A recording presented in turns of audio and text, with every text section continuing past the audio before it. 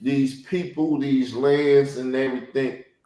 So they sold Joseph to Egypt. This how we Israelites ended up in Egypt. Joseph was put in prison for a crime, rape that he did not commit. He was falsely accused.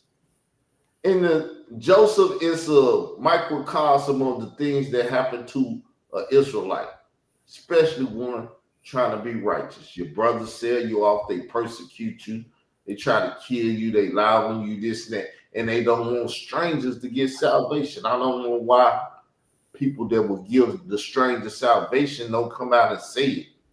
You would have to look on every rock and nook and cranny to find those. They believe it, but they won't do it. They won't just come out and say it to the world because of the persecution and stuff. But I ain't never cared about persecution. So Genesis 39, 1, 4, 7 through 26. And Joseph was brought down into Egypt, and Potiphar and the officers of Pharaoh, captains of the guard, the Egyptians brought him in, handing the Israelites which had brought him down there. And the Lord was with Joseph, and he was precious man, and he was in the house of the masters of his master, the Egyptian. And the master saw that the Lord was with him, and that the Lord made all that he did to prosper in his hands. So the Lord was with Joseph, because he put Joseph in Egypt in that captivity and stuff, that he might raise him up and he could save Israel, his people. But what's the problem here?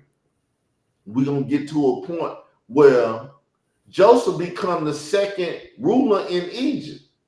And Israel, his people, or the Hebrews, his people, come to see him, and he's sitting up there the second in Egypt, and they don't even know who he is. They think he an Egyptian because they sold him off when he was 17. Now he a grown man and he looked like the rest of the Egyptians. And we will agree that the Egyptians was a dark-skinned, melanated people, right? Yeah, I definitely would take that stance. I don't think there were any Caucasian Egyptians, that's for sure. So Joseph, who was an Israelite, looked just like the Egyptians. And the Israelites didn't know it. They seen him and they thought he was Egyptian because when he spoke to them by interpreters. He didn't speak to him in the Hebrew tongue. And he wasn't wearing fringes and blah, blah, and things that you would know, oh, that's Israelite. Because Israelites, they wear certain clothes and they love the Hebrew tongue and this and that. So you can identify them after the flesh. They're very carnal, right? So we're going to keep moving. So it said, and it came to pass about that time that Joseph went into the house to do his business, and there was none of the men of the house there within. And she caught him by his garments. Now, this is Potiphar's wife. Caught him by his garments and said, lay with me. Now, this Israelite, he like, nah, you another man's wife. I'm not about to lay with you, woman, if you don't let me go. And he took off the running. But we're going to keep going as it keeps going. And fled and got him out. And it came to pass when she saw that he had left his garments in her hand and had fled forth, they said, call unto the man of the house and speak unto them, saying, see, he has brought in a Hebrew unto us to mock us. He has came in unto me to lie with me and cried out with a loud voice. So Joseph was in prison. After this, they put him in prison. He was there 13 years. So our first captains was by Edomites, Arabs, children of the East, blah, blah, Abraham children and stuff. So now we're getting down to the key point. And it came to pass at the end of the 2 full years that Potiphar dreamed, and behold, he stood by the river. And behold, there came up out of the river 7 wild flourish cans of fat fleshly, and they fed in I can't manna or whatever. And behold, 7. So this just telling you 7 good years and 7 famished years. So Kit was the cows. Joseph saved himself before Egypt because I don't want to interrupt you. I just want to make a point. Like you said before the show started, iron sharpens iron. I've done a word study before on the word that's used for evil, which is, ra in the Hebrew. And it's used in so many different contexts. There's literally like over a dozen different like usages. So, it can mean calamity or disaster. But the word ra is actually one of the words there for describing the cows being skinny cows.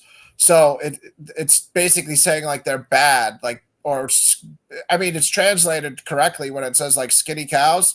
I'm just trying to point like the tree of knowledge of good and evil. The word is ra for evil, and the same word ra is there for those cows that are in Joseph's dream. It's just really something interesting because I don't know. I try to defend the fact that God doesn't ordain evil at all. So I've done word studies on Ra to try to find, the other usages. So sometimes, yeah, go ahead. God don't do nothing. People with a lack of knowledge like to say, like I had a debate with a sister by the name of Dr. Mayat, and her children was there. And I said, if your mama tell y'all to take out the trash, who took it out, your mama or you? And they was like, we took it out. Because they don't understand God is in heaven and he's sitting down on the throne. That's the way I believe it. And if he's sitting down, he ain't doing nothing. He got a bunch of angels that he say, go do stuff. Yeah. I mean, the Lord's Prayer tells us, not your will, but not my will, but your will be done. Like we have a will and we have to try to align it with God's will, but he doesn't force you to do that. He wants you to do that, And Satan is one of them angels too. See, God is like the Godfather. He got the lawyers and he got the hitmen. We're going to disagree on that one. I don't know. If he wants something to happen to you, he says, Satan, go deal with him. Yeah, me and you are going to disagree on that one. You really think God's making the devil do certain things? Because I definitely can't do that. All angels serve God, whether they be good or evil. So if God want evil to happen, he tell the angels, go do what you do. Yeah. Well, we can evil. Why wouldn't you be like, go do my evil? You got the word to do it now, so you're gonna go do it and do it good. It's a tough discussion because it comes down to God is all powerful. Obviously, he's sovereign, so he can intervene and stop things. So when the devil has the authority, like in the book of Job, to do stuff, God did have to at least allow it. But that's where it's a tough battle for me, where I don't align allowing and not intervening in all instances with God ordaining the devil. Like, because then if the problem for me is then the devil is just like every other angel, and I don't even think the devil's an angel personally. I know certain people will go to like Ezekiel 28 or Isaiah 14, depending upon what translation you use. The King James will use Lucifer in Isaiah 14. I think that's talking about Nebuchadnezzar. And Ezekiel 28 is talking about the king of Tyre. And I think that the Garden of Eden and calling him a cherub, that's where a lot of people get the devil's an angel thing. But I think it, was talking about the king of Tyre, and it's just kind of eschatological, symbolic language. It's tough, though, because I don't know. It could go other ways. But I don't associate the devil with an angel. What are the verses that make you really think that? I mean, we can have a talk on that one day. We're not talking about that now. So yeah, no, I know. I'm not trying to hit you with a curveball. I got you. No, it's all good. It's just so. Sorry, I messed up your flow. I just was talking about. It's all good. Iron Shopper, we up here to talk. You come over here to talk, and I want to talk to you, so we talk. Yeah. So, Joseph shaved his head because the Egyptians hated hair. So famine and this and that is what 7 cows. The famine was everywhere in the area, but in Egypt there was food because Joseph had told them what the Lord, he had interpreted Pharaoh's dream. So he knew they was gonna have good years, 7 good and 7 bad. And Pharaoh had set him over the stuff so he can keep the grain and stuff. So we just showing that at the end of the day, Joseph, okay, let's see. At 30 years old, he became second highest ranked ruler in Egypt, with Pharaoh being the high priest, right? And whatever this prince of the life of his. So Joseph's wife was black. She was Egyptian. He married an Egyptian woman because she was the second highest in Egypt, and they wanted to give him something, so they gave him a woman. So Joseph's children are Israelites and Egyptian. So Israelites look like Egyptians, and Egyptians look like Israelites. And in America, what's his name? Jesse Jackson called us African Americans, letting you know that we come from Africa, or tying us back to Africa. So the likelihood of me being an Egyptian or an Israelite, they still both are Israelites for as I'm concerned, because when they was going through the wilderness, they got baptized. When you get baptized, you get born again. So the Egyptians' babies, or the blood or the DNA of the Egyptians and the Israelites is tied together there. So Yes. it's like, go ahead. No, I was going to say I'm glad you are open to saying that the woman's, also part of like the bloodline, because it is. I do subscribe to Numbers 118 as far as like a biblical teaching that it's the father, that you kind of name the person through. But I mean, even Jesus is, if we go through what Jesus is, he's through the son of David, through the Virgin Mary. You know what I mean? So obviously, God being his father is, I don't know if we agree on the virgin birth or not, but do you believe in the virgin birth or no? Yes, I believe in the virgin. Yeah, I assume that much, but I didn't want to just assume it. Yeah, the virgin birth is a clear example of a woman giving Christ the genealogy to be of the seed of David. So I totally agree with you on that. Yeah, I mean, the bloodline of David was poison. No one could come in the flesh after David's seed to sit on the throne. So you had to supersede him. That's what the Lord did. He just cut him out. You ain't gonna have no father. I'm gonna be your father. You're gonna come to this earth and do what needs to be done without a man. Yeah, the curse. One of the last kings of Israel, one of Josiah's sons, Jehoiakim or something.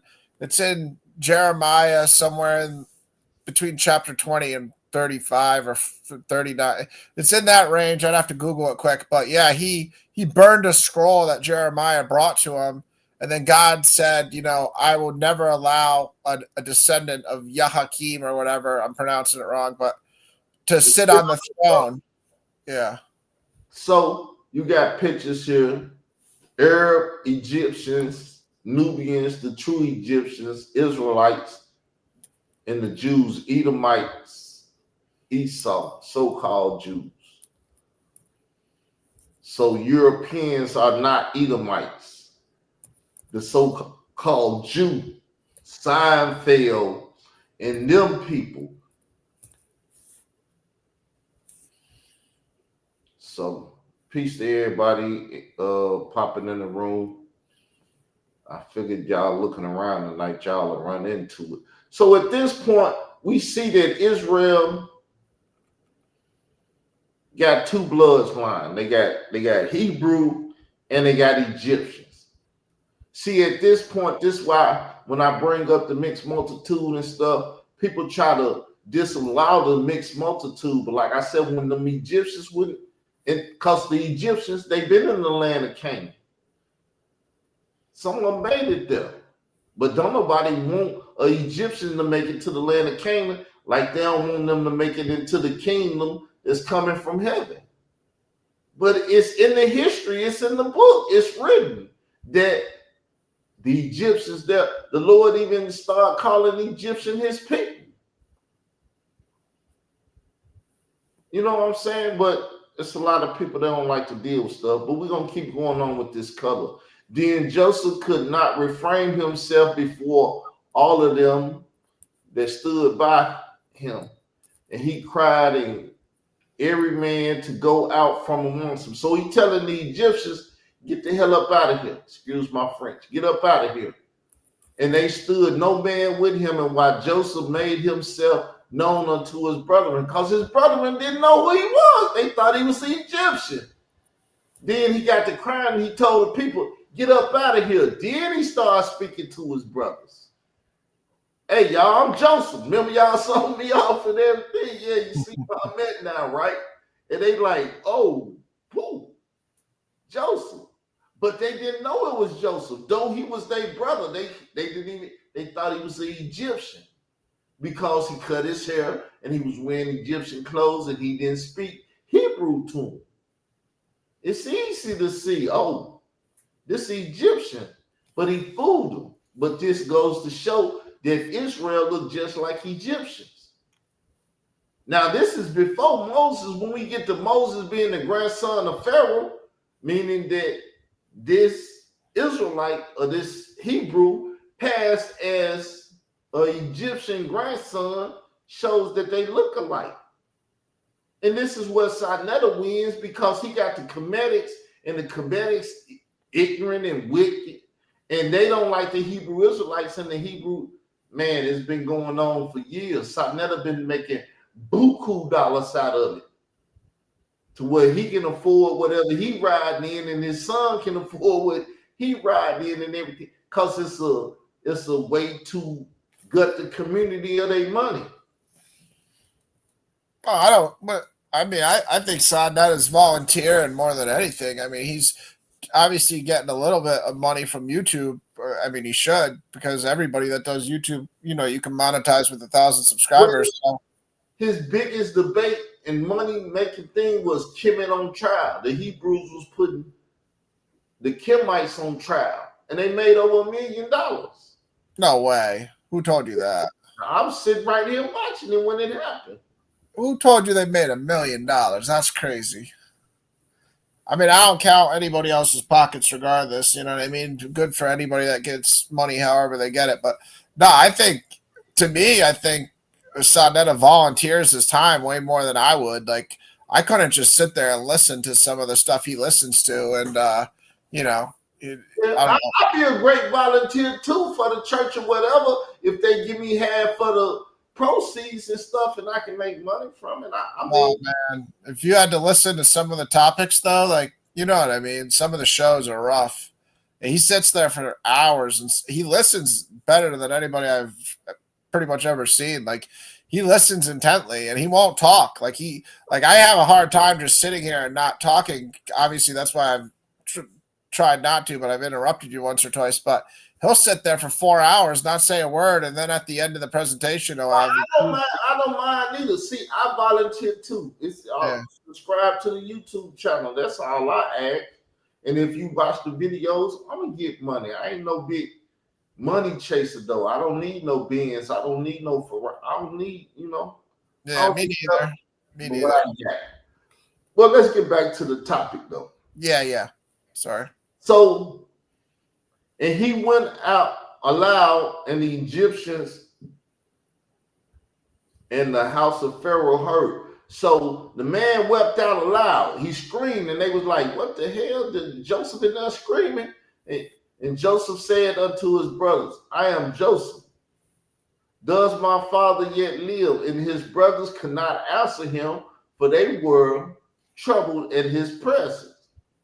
And Joseph said unto his brothers, come to me, I pray you. And they came near, and he said, I am Joseph, your brother, from whom you sold into Egypt. Now, therefore, be not grievous nor angry with yourselves that you sold me hither.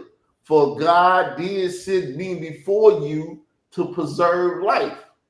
Meaning, all that evil that happened to Joseph, God did it because he needed Joseph down in Egypt. And the only way he could get him down there was his wicked brethren that didn't like him, sold him off. Yeah, the Joseph story is it's tough because a lot of determinists will always go to the Joseph story because they'll quote, I forget what chapter, we're probably right near it now, where Joseph says, to his brothers, you meant it for evil, but God meant it for good. They'll always, like, determinists will always use that verse to say, oh, look, see, God ordained all this, all the evil, but he made it all good. Well, he say he set up the wicked stuff, the wicked, they prosper, but it's all set up for the righteous people because eventually they can lose it all. Yeah, the Joseph story and then Jesus dying on the cross are the two main ones that a lot of determinists go to. And there's obviously determinism in the Bible because all prophecy of God is determinism. That's clear. So for me, it's also some free will aspects. The Joseph story is a tough one though because I don't know how much free will each brother had, and it's tough. It's tough. It's interesting and tough. Nobody has the exact answers. We're all just doing our best to guess about it, speculate. We're going to go to Genesis 55 through 11, and we're dealing with this because Israel, or Jacob, which is his real name, Jacob told Joseph, when I die, don't bury me in Egypt. Take me back to Canaan, blah, blah, blah. So my father made me swear, saying, lo, I die. In my grave, which I have digged for me in the land of Canaan, there shalt thou bury me. Now, therefore, let me go up, I pray thee, and bury my father, and I will come again. So now Joseph asked Pharaoh, let me go take care of this business that I swore to my father. And Pharaoh said, go up and bury thy father according as he made thee swear. And Joseph went up to bury his father, and with him went up all the servants of Pharaoh. Now, Joseph looked like the Egyptians, and now Pharaoh has sent a bunch of Egyptians with him. So they go into the land, and the people see them. What you think they call them? They call them Egyptians. We're going to keep reading. So he said, Joseph and his brothers in his father's house, only their little ones and their flocks and their herd, they left for the land of Goshen. And there went up with him both cattle and horsemen. And it was a very great company. And there came the threshing floor or Ontant, whatever that is, which is beyond Jordan. And there they mourned with a great and very sore limitation, and he made a mourning for his father 7 days. And when the inhabitants of the land, the Canaanites, saw the mourning of the threshing floor, whatever that name is, they said, this is a great mourning to the Egyptians. Wherefore the name of it was called whatever that. So that name, that's the mourning of the Egyptians. The Canaanite mistook the Israelites for Egyptians because they look alike. And so people might tell me, oh, you're an African American and you this, that, or whatever. But I know a great possibility is I can be an Israelite that came through slavery over here to America on a slave ship and stuff. I say that's what happened, but one has to believe it. You ain't got to believe it. That's why I said the second part of this is where we can get to talking, and I can show you where anybody can be an Israelite. All you got to do is get baptized. Amen. Once you get baptized, you get born again into the family of God. And God's family is not a flesh and blood family. God is spirit. And when he adopts Israel or anybody else, his name is Israel. He gonna give him the family name. Mm-hmm. That's how anybody can become an Israelite. A Hebrew Israelite won't tell you that though. It's not even in their vocabulary or in their belief to tell you that. So before Israel became a nation, they were 12 brothers and one sister. They married other black people who were not Israelites. So pictures of Israel making bricks and Egyptians beating the Israelites and stuff.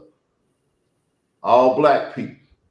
So Exodus 1 through 17 and 22. Now these are the names of the children of Israel, which came into Egypt.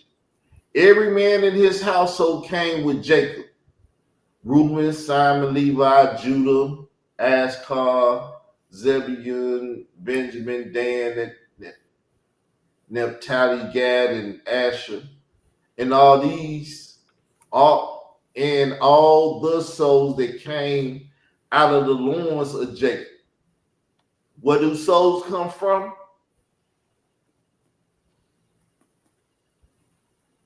You asking? What are you asking me? Read it. It said all these souls came out of the loin of Jacob. Do we know what that means? Yeah, I wonder if that's the same in every translation. I'd have to look at that. What word they're using for soul there, but because you read the Bible, but sometimes you'll read a verse like that didn't jump out at you before, but now it's kind of jumping out at me. I'm interested in if the ESV or Well, it shows that the semen makes souls. It makes bodies. And all the Put souls. your semen in a woman, and it'll create a living soul in the woman, and she'll birth a living soul. Yeah. See, I have firstborn in my ESV, so that's what I mean. That's why that never jumped out. So, like I said, iron sharpen iron. So I'm just making sure we point that out before we go any further. Yeah, no, it's interesting. You got so many different Bible translations, and you got to take them all and just kind of combine them. And yeah, I'm just showing that souls come out of a man loin, and where they put it they put it in the woman, and women birth living souls. For Joseph was in Egypt already, and Joseph died, and all his brethren, and all that generation. That generation died. The children of Israel were fruitful and increased abundantly and multiplied and waxed exceedingly mighty. And the land was filled with them.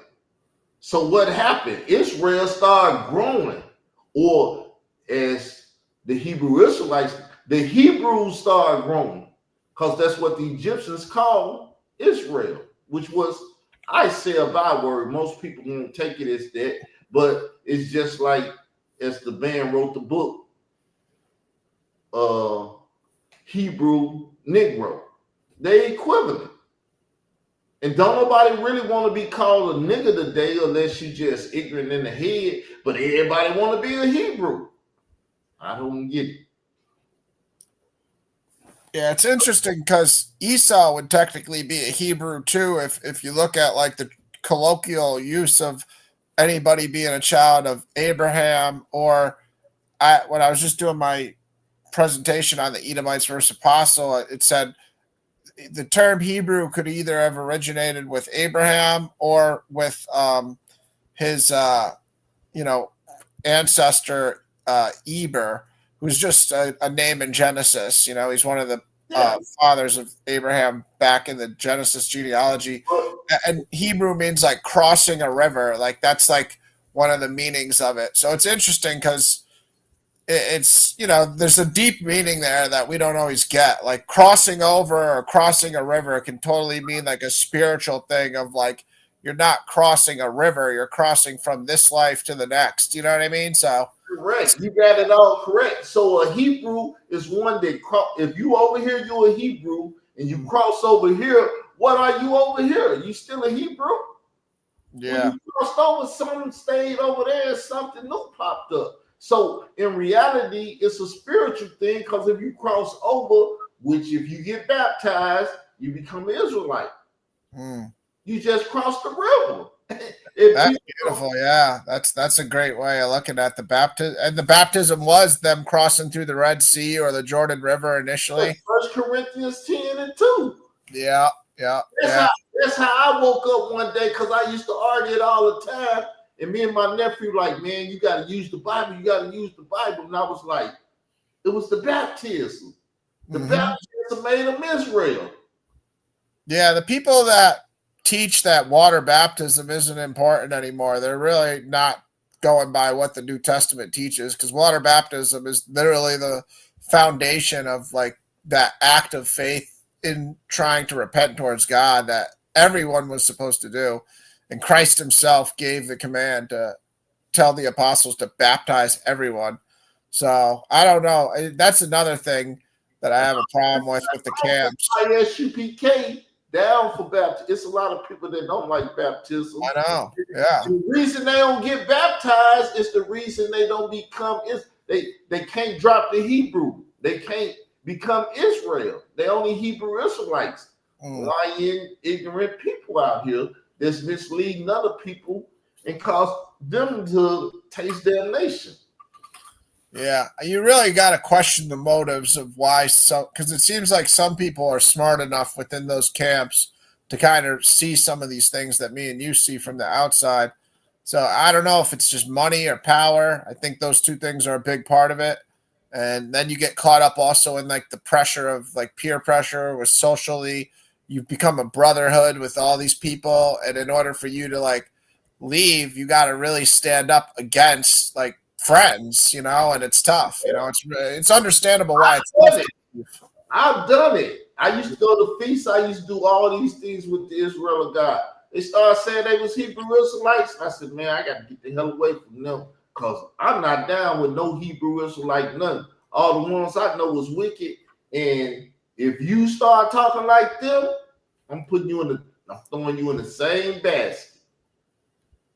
Because I was running around for years. I even spent money at the Hard Rock Hotel up in Chicago talking about this whole thing. Like, look, man, we need to stop saying we Hebrew Israelites and stuff. Y'all are basically saying y'all are homegrown terrorists.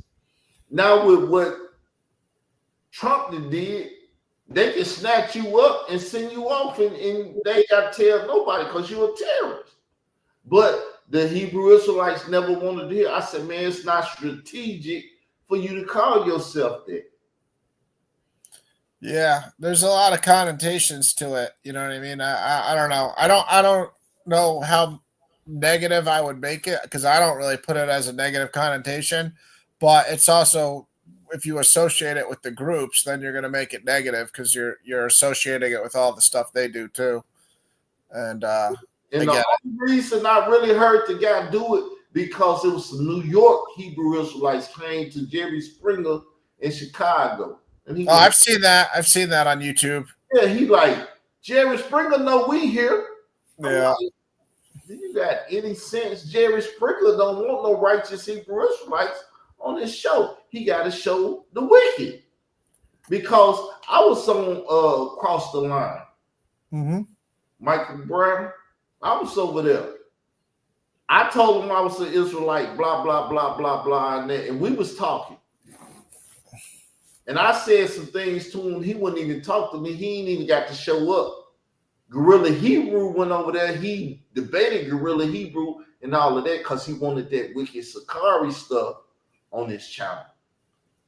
Yeah. That's not cool. He's kind of weird because he's truly believing like the white Jewish people that claim to be the Israelites are the actual descendants of the Israelites too. So I don't agree with him, I told him I'd debate him. He was scared. He called me an Ishmaelite on the show.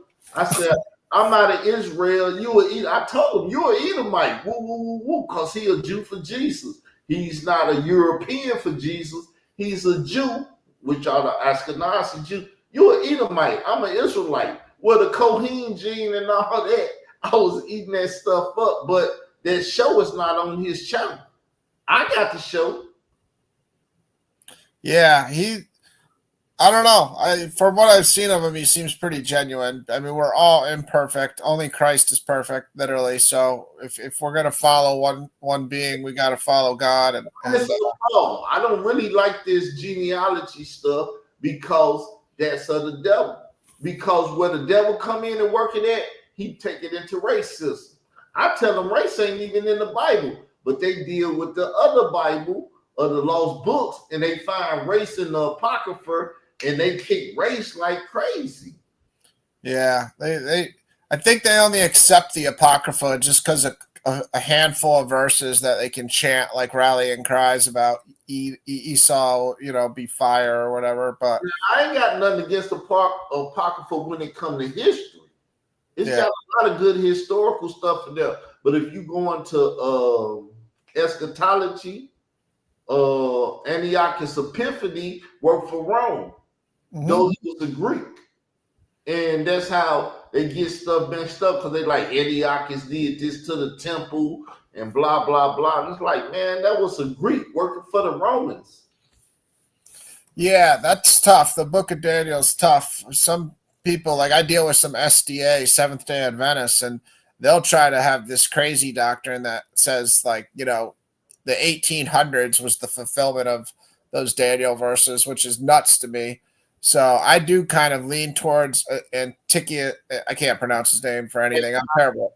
Yeah. However you just said it. Yeah, I can't say his name for damning me. But I do kind of lean towards him being the fulfillment of the Book of Daniel, one of that Daniel 8 prophecy, because just it seems like it does fit historically that he, was in the temple and he had like them trying to sacrifice pigs or something weird.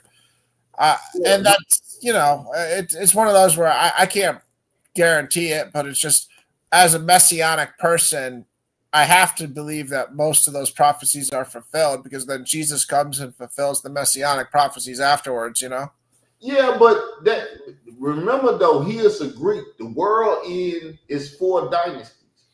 It's Babylon, the Medes and the Persians, the Greeks, and the Romans. So when Jesus in the Roman time is telling you about an end time, it's during the Romans time. It's not during the Greek time. Yeah, we'll probably disagree, because I lean more towards preterism and things being mostly fulfilled. Preterist, I took on William Bell and Doug and runs from me. I can't say the whole book. Listen, I lean preterism on most of the things, but I also am not arrogant enough to be like, oh, I can tell you that the book of Revelation was fulfilled already. So that's why for me, I'm uncertain on the book of Revelation, especially. So I was looking at the fact that the Pope from Chicago, this and that. I'm from Chicago. I understand Chicago politics and everything. I said, and they went and got him for Obama. It's something going on.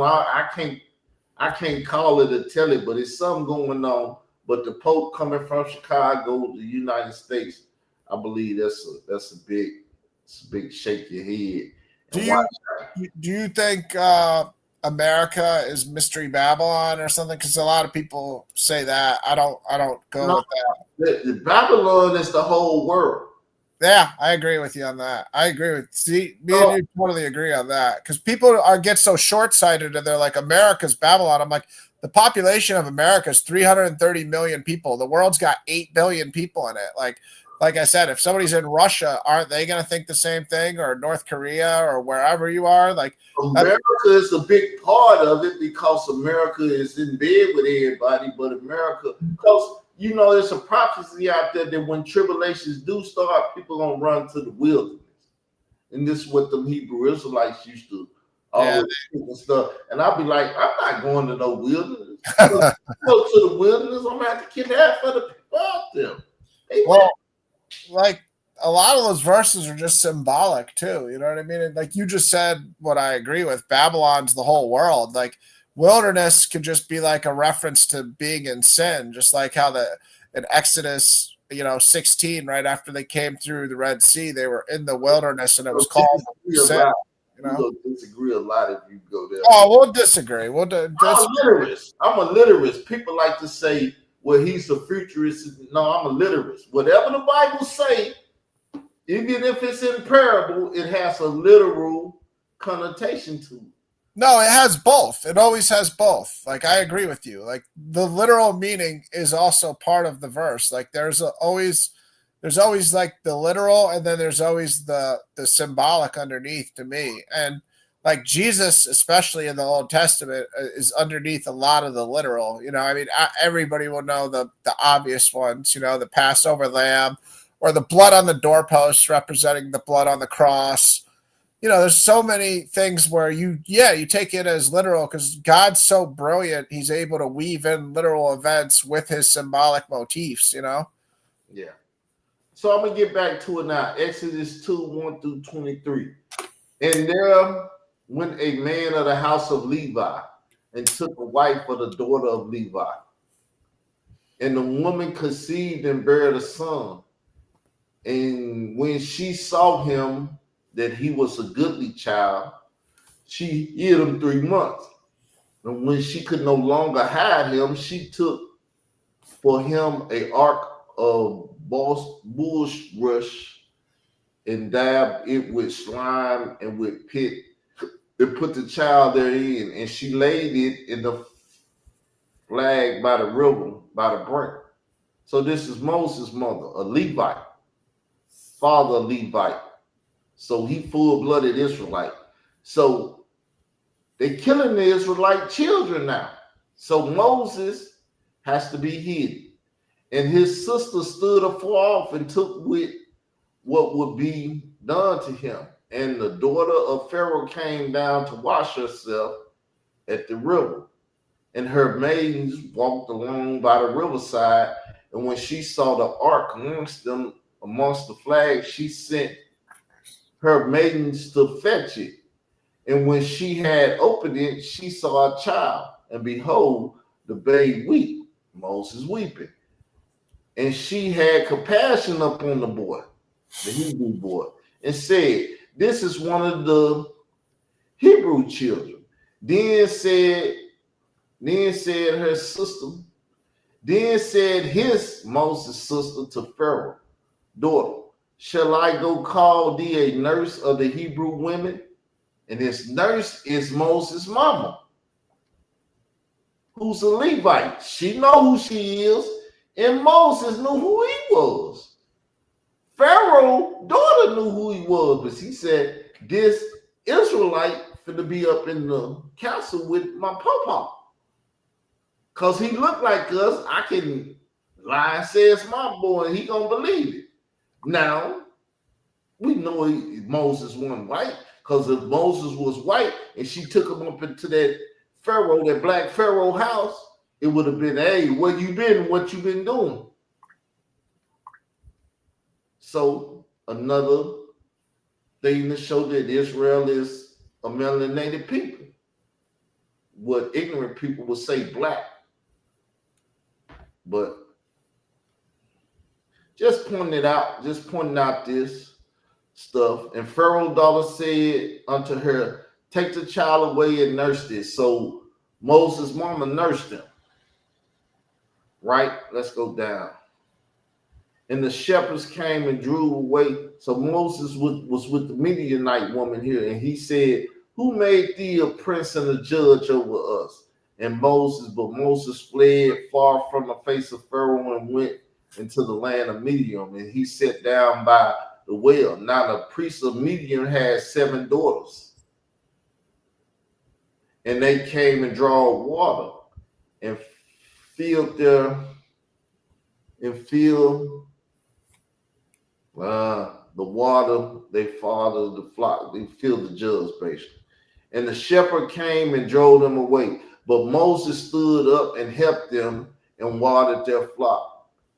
And when they came to whatever that's called, their father, he said, how is it that ye are come so soon today? And they said, an Egyptian, which Moses was the Israelite, but Moses looked like the Egyptian and had on the Egyptian clothes and wasn't speaking Hebrew and stuff. He was speaking as the Egyptian spoke. So once again, they mistaken Israelites as Egyptians. So like I told you, the conscious community is ignorant. I told them and showed them what an Israelite was, and they kept arguing and fighting with Hebrew Israelites, never knowing that they Israelites, not no made up thing called a Hebrew Israelite. But they were supposed to be scholars and stuff. Black ignorance.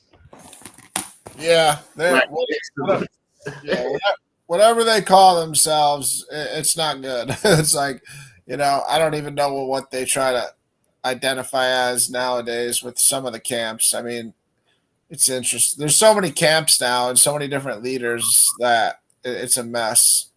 But they all kind of take the same playbook. They'll all have like the 12 tribes chart and the sandwich boards and the. Because they all got the same rules. One West, which is IUIC, ISUPK, Yep. Reverend of Christ, GMS, Sakari, all of these people that come out of One West are Hebrew Israelites. Yeah. They don't understand and comprehend anything but Hebrew Israelitism. Hebrewism, because that's what they was taught. This is what they was put in the army with. You go to the army, you get programmed. And when they program you after that, you program, you run off the program, but that's what it is. Yeah. Even like you said, Guerrilla Hebrew, Sakari, all the groups that start, Sons of Thunder, they all start from learning from people like the original One West people. Like Zabak taught a lot of them, Nathaniel taught some, Johanna taught some. And then they all branch off. But they go to GMS, learn from Tahar. Yeah, it's pretty crazy that it all goes. But it's only been like 1-2 generations max. It goes back to whatever 1969 or whatever. But yeah, I mean, again, I don't care too much about the history of it all. I just see what I see in the current day. And it probably started out with a lot better intentions than it has now. It probably was a lot more righteous in the beginning. And it just then. The wicked gangs in the community today started off righteous. But people, let me explain what's happening. We were supposed to have a debate. It's more of a conversation now. Iron sharper iron. Mm-hmm. Right? So I'm showing that Israel looked like the Egyptians. They was black, blah, blah, blah, blah, blah. Just to deal with the physical thing to show that I am an Israelite, I believe after the flesh. And this is why I believe it based off the fact that the Egyptians and the Israelites look the same. And what's his name?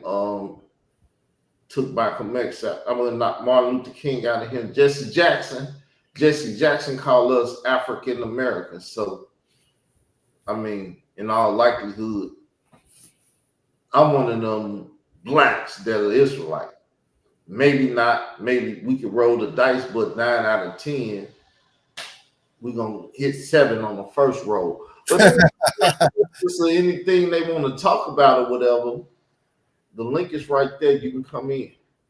Yeah, I shared it on my channel too. So a few of the people in the chat are probably from my channel. I recognize like Nunya Biz and Stefan. They come on my channel and they're good. They're decent people. They're like, you know what I mean? I almost say good, but I say only God is good. But yeah, they're nice guys. We have good conversations sometimes. But yeah, it's funny. We all have our own biblical understanding. Like even the guys in the chat from my channel, I know that I disagree with them about a lot of things, but we agree on some.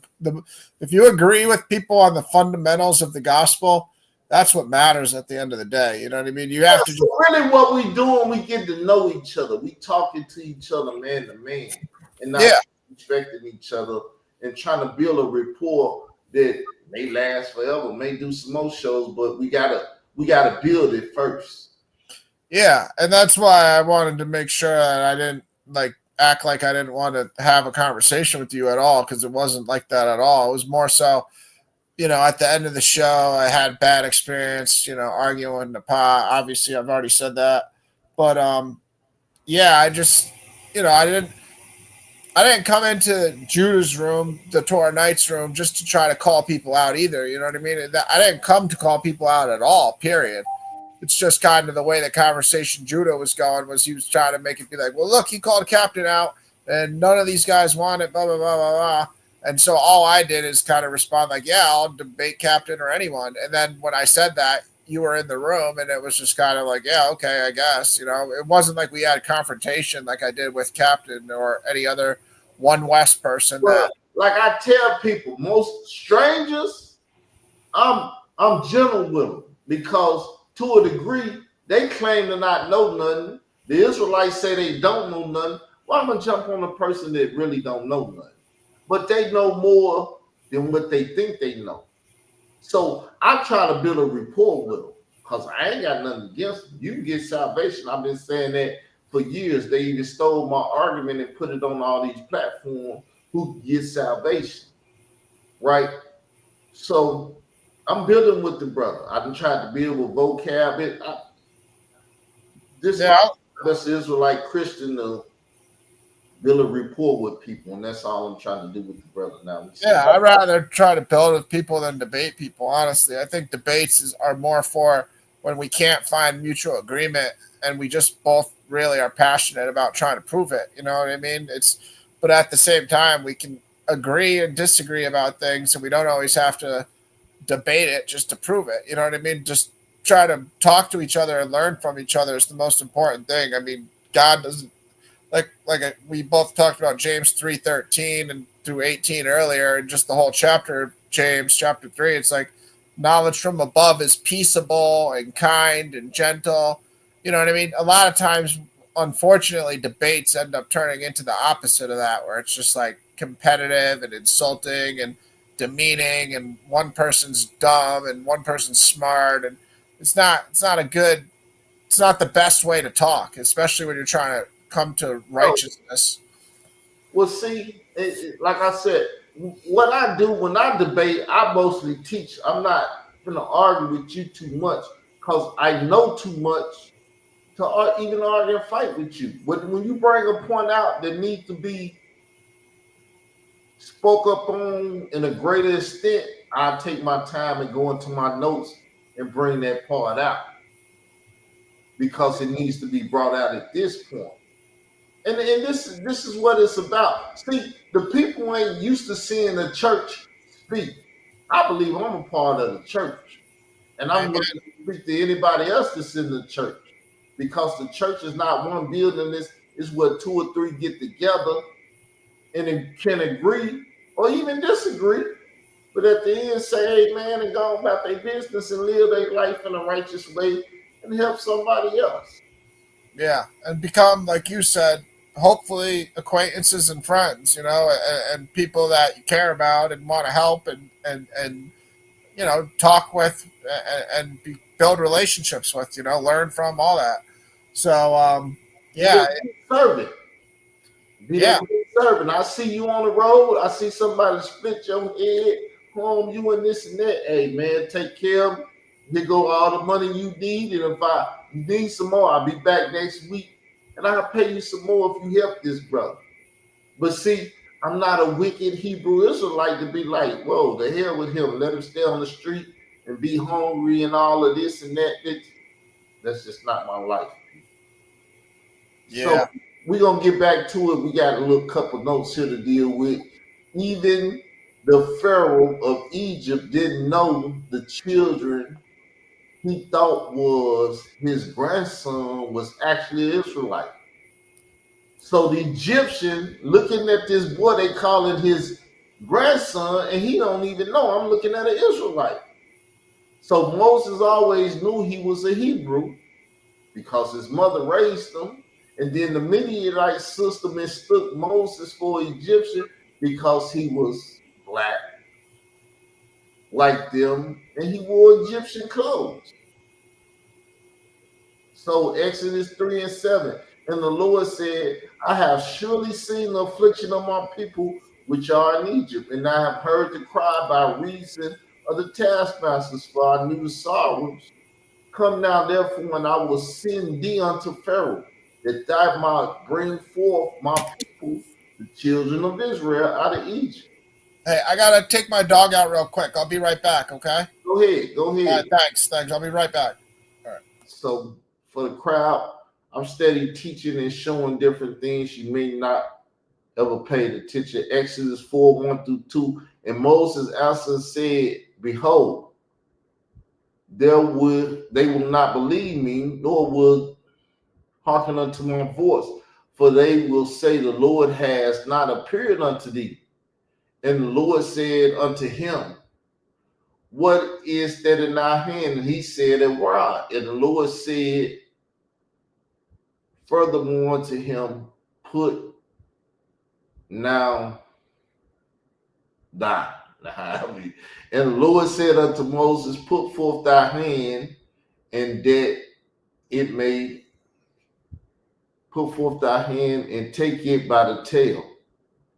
And he put forth his hand and caught it. I think I copied this wrong, but anyway, and caught it, and it became a rod because it was a snake before that. Somewhere I remember the story, but it looked like verse 3 ain't there.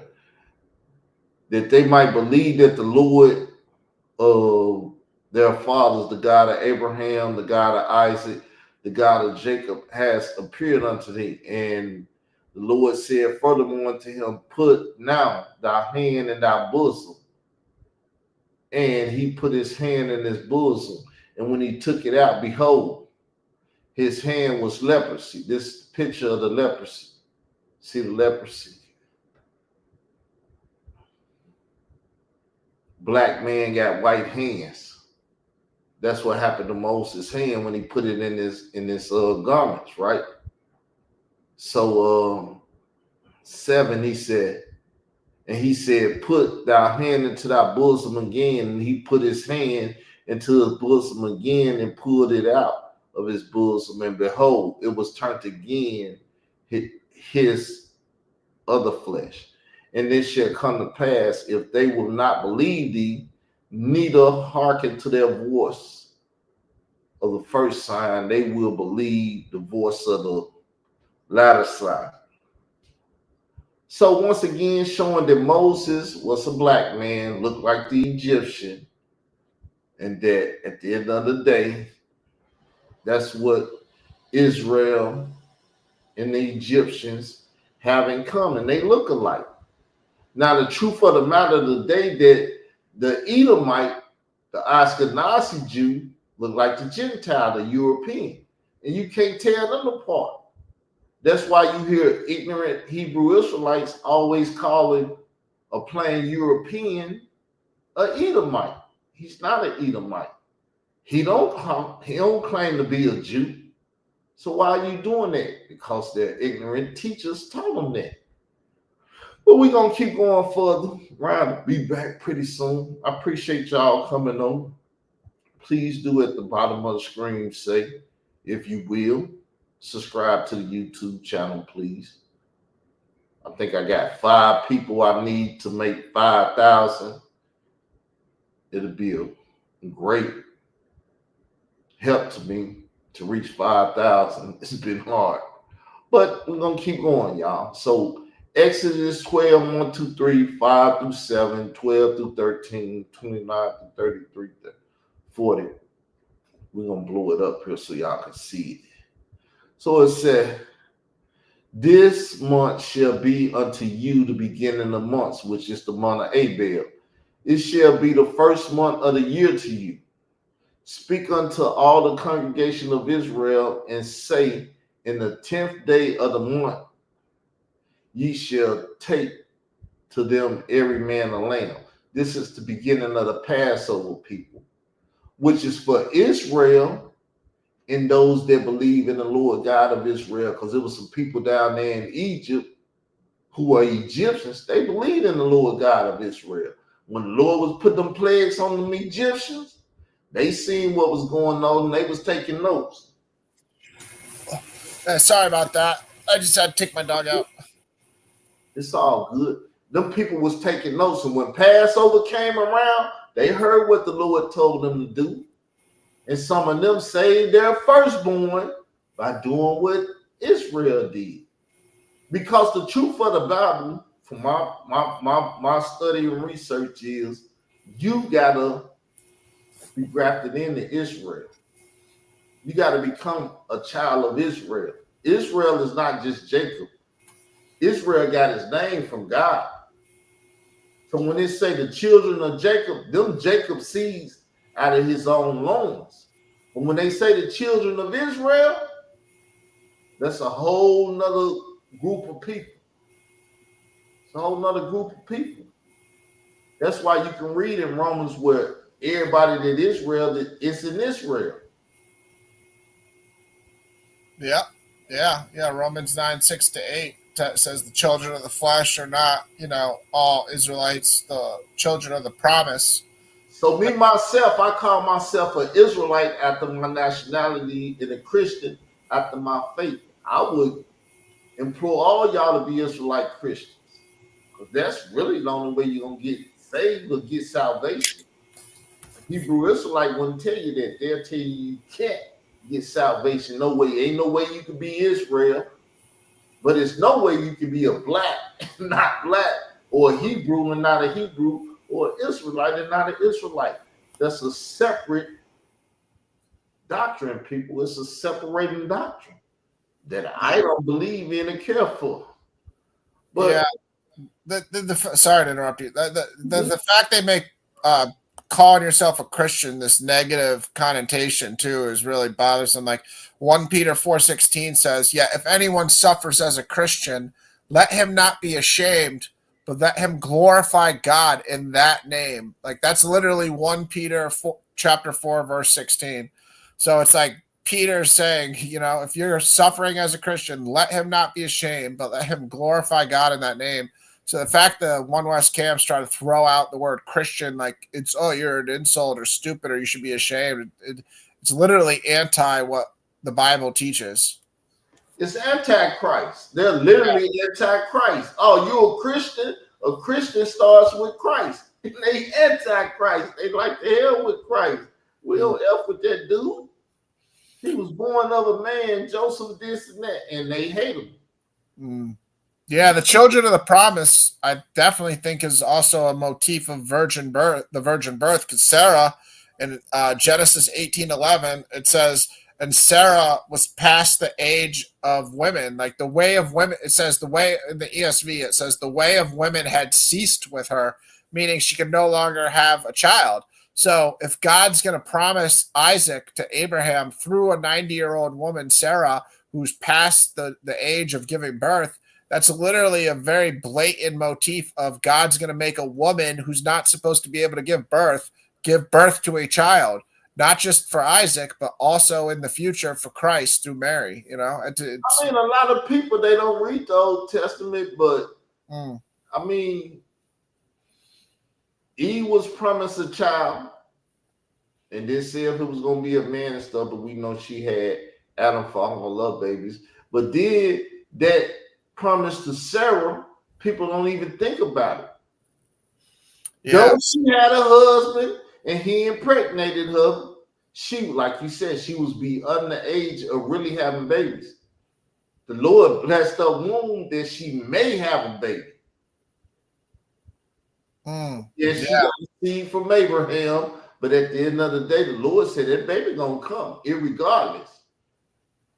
Yeah, and also Hannah's prayer when she couldn't give birth, and then she prayed for the prophet Samuel.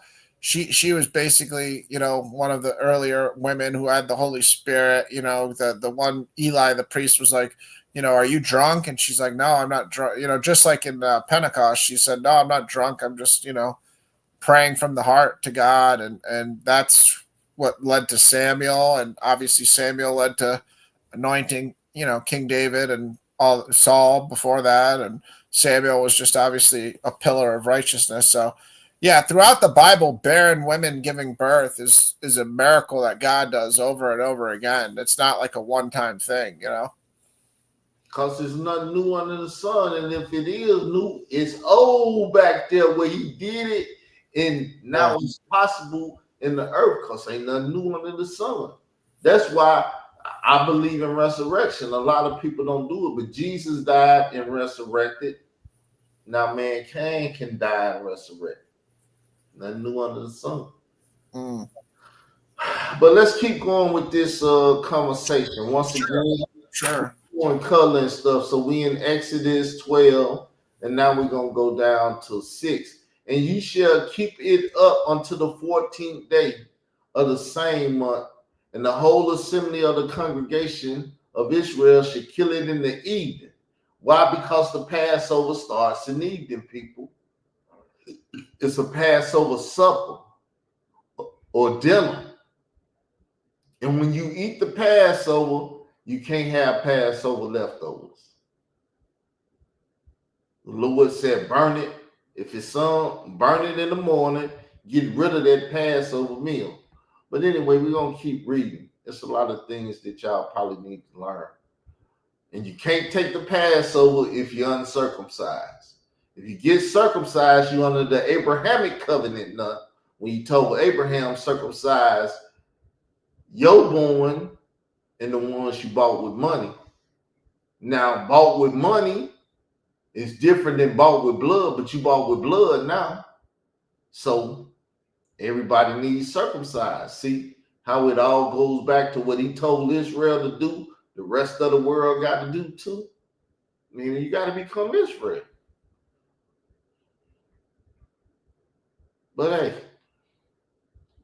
so and then he said, take the blood and strike it on the two side posts and so on and so forth. So we're gonna sum this up and get past this. And about 600,000 on feet were men besides children who dwelt in Egypt with 430. Right?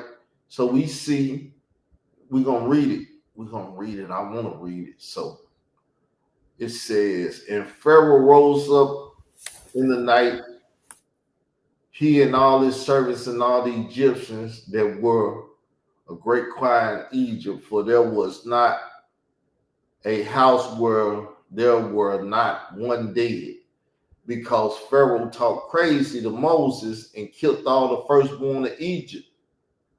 Because he talked crazy, and the Lord came through that night, and they didn't keep the Passover.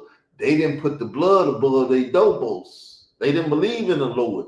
This is what made you with the Lord and not the Lord. You got to make a decision. You see the Lord working, and you say, I'm with the Lord. Believe on the Lord. That's all the New Testament is saying, and the Hebrew Israelites hate that because they anti-Christian Christ. But it's all about belief. You see the Lord working, and he prick your heart, but roll with him. Because if you roll against him, that's you. The blood of the Lamb is the same blood of Jesus in the New Testament under the new covenant that covers you. If you got that blood, death will pass right about you. It won't even stop at your house. Yeah. Also, when Jesus, sorry, I'm just turning my camera off because I got to stand up a little because I sit on my couch too long. It hurts my back. I don't know if you noticed, but I broke my neck 12 years ago, so I take pain meds and stuff like that. I know other people told me you had a serious health thing yourself, but I don't want to get into your business. 3 years ago. Yeah. So I'm just standing up. That's why I have my camera off. But yeah, when Christ got pierced on the cross in John 19:34. It makes a point to tell you that blood and water came out. Like you said earlier, like the baptism is foundational. And if you don't have both, then you're not part of the covenant. You know what I mean? And there's a reason that blood and water came out, you know? I don't know. We can relate. We ain't got to argue. We can just talk. We can relate. I'm glad you was like, I'd rather talk. I was like, I love Iron for Iron's series because I done did a lot of them. I talked to white Europeans. I don't like calling y'all white, but Europeans a lot. So history book, Zondervan Compact Bible Dictionary, Ham, the youngest son of Noah, born probably about 96 years before the flood, and one of the 8 persons that lived through the flood. He became the progenitor of the dark race, not the Negro. And what are we known as in America? Negroes. Negroes are what? Israelites. That's why Ham, the father of the melanated people, is not the father of the Negro. This is the Zondervan Bible Dictionary. Negro was the Egyptians, Libyans, Canaanites, Ethiopians, not the Negro. The Negro are Israelites. and are black and always will be black. So the only reason I take the position that I'm Israel is because I know the job of Israel. People think when they say Israel is chosen, that's because there's something special about them. Yes, there's something special about them. Their job is to teach the rest of the world about their God. Israel not on their job and has been on their job for years now. Mostly due to the Roman Catholic Church put them in the gladiated pits and killing off the first Christians, which were Israelites, thanks to Rome. But yes, Israel's job is to teach y'all about his God and how to keep his feast days, how to eat right, how to do everything the way God wants us to do it. If you in the woods and stuff and you take a poop, cover your poop up. Don't just leave it there where people can step on it and stuff. It's a way of living. And Yeah. the modern Christians are truly the modern Israelites. Just no one ever told them that. Yeah, that's how I've been watching Vocab Malone's debate versus Zion Next on who are the biblical Israelites, and I think Vocab won that debate. I was because he was saying the church is the modern Israelites, the Christian church. Well, yeah. These apologies. If you go to debate talk for you, me and him debated the same thing, and I said ethnic Israel is the church, and I showed him. You debated See, I'm not like, I don't know. Vocab hasn't had the best rapport with me. I only had one interaction, and then I tried to talk to him on Instagram after, and he wasn't cool with me at all. So I don't really align with him as like a person that I agree with. Because say that when I was over there on Judah. Yeah. But so yeah, I'm not with him on all the things he teaches by any means. I totally disagree with a lot of his Calvinism stuff and some of the things he says and does. You know what I mean? But yeah, so you had a debate with him about who the biblical Israelites are on his channel, or where'd you do that? Talk for you. I was at work. I didn't have my Bible or nothing. Mm-hmm. I was like, hey, we got a debate tonight because I don't run from nothing. See, if I tell you we're gonna debate, I'm gonna be sitting right there waiting for you to pop up or the channel to turn on or whatever. I'm not running. I'm gonna be there waiting. So I debated them right off the mind because in Acts it said the church was in the wilderness, and who was in the wilderness? Israel and the Egyptians. Mm-hmm. Well, mostly it was all about Israel. And even in the New Testament, what is the church called? The Israel of God. Yeah. You know what verse that? I know that's a verse. What do you remember? What verse that is? Not off the head, but yeah, I'd have to Google it. Yeah. The Israel of God, KJV. Yeah, I've definitely heard it. It's a verse. I'm just curious where it is because I'd use it sometime. Galatians 6. Galatians 6. Yep. Galatians 6 and 16. Yeah, we're blessed nowadays to be able to like have the Blue Letter Bible and Bible all these sites, Bible Gateway. All these sites are so nice that you can cross-reference verses. Like that's what I've been doing a lot lately. Like I've never did it before. When I stroke, I had to do it. Back in the days, I was concording something to myself, but when I had a stroke, something happened. So it says in Genesis 6 and 16, as many as walk according to this rule, peace be unto them, and as many as mercy and upon the Israel of God. Because that's what the church is. It's the Israel of God. What if you be black, white, male, female, fat, skinny, black? Whatever it is that separate us, you ain't me and I ain't you. You left-handed, I'm right-handed. We the church. I go as far as saying I'm the anus of the church because body got many different body parts. I'm the anus. Crazy, man. You're not really reaching for too much nobility in that way. You're saying you're the anus of the church. You're saying anus, right? Yes, butthole. Man, why are you saying that you're that of the church? Why? I'm just saying. One thing I'll take anything too. I get where you're just being humble. Like I'd yeah, rather be a doorkeeper in the house of God. When I was young, they say if you dig shit ditches, be the best at it. No matter what you do, be the best at it. If you don't do nothing but go out and dig shit ditches and stuff, because back in the days, people used to poop and they didn't have indoor toilets. Mm-hmm. So their backyard was their toilet stool. They had to put the lights back there and stuff and everything. So it was people that used to dig poop ditches. And you should be a respectable poop digger. So yeah, that still sounds better than being the anus. I'd rather be the guy digging the shit whatever trenches. It's just trying to show that's why my stroking different. Look, man, I've never been the humble dude. Mm-hmm. Lord gave me a stroke to humble me, and I've got humble. Because when you didn't show, back in the days, I'd have called you, I'd have been like, oh, he was just cow with this and that and that. But I didn't make a show. I didn't even talk about it. Yeah, it wasn't like that at all, though. You know what I mean? It wasn't. Honestly, it was just a assumption would have caused me to do that. I get it. The old me would react and do certain things too, but that's why I made a point to try to get a hold of you through Judah. That was the only way I knew how.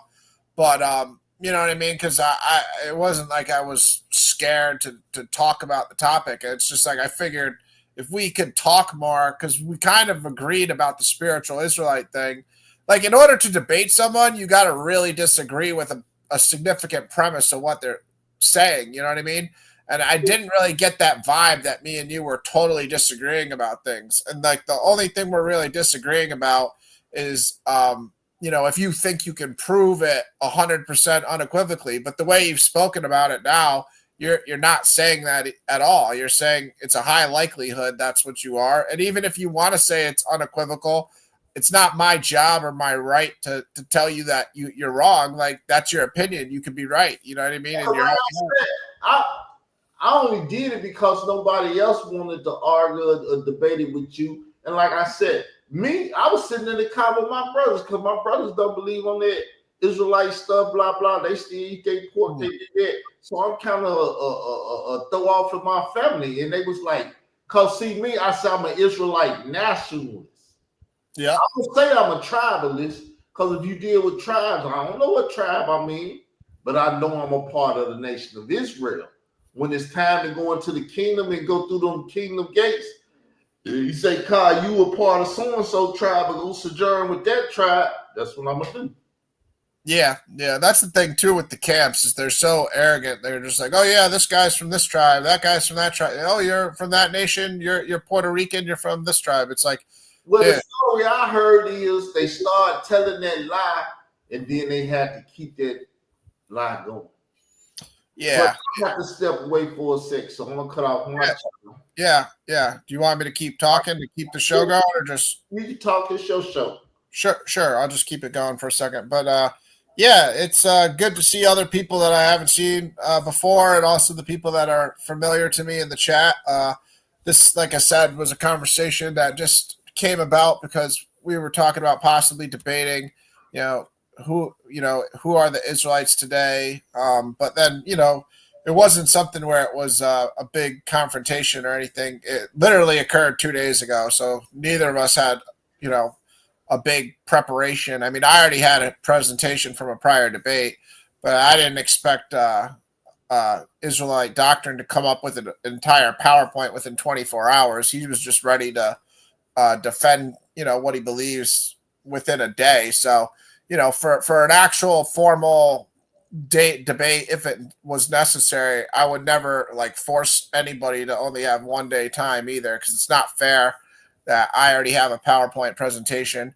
Well, again, I don't care to debate every person that identifies in a certain way about the topic. It's not a pride thing or an ego thing.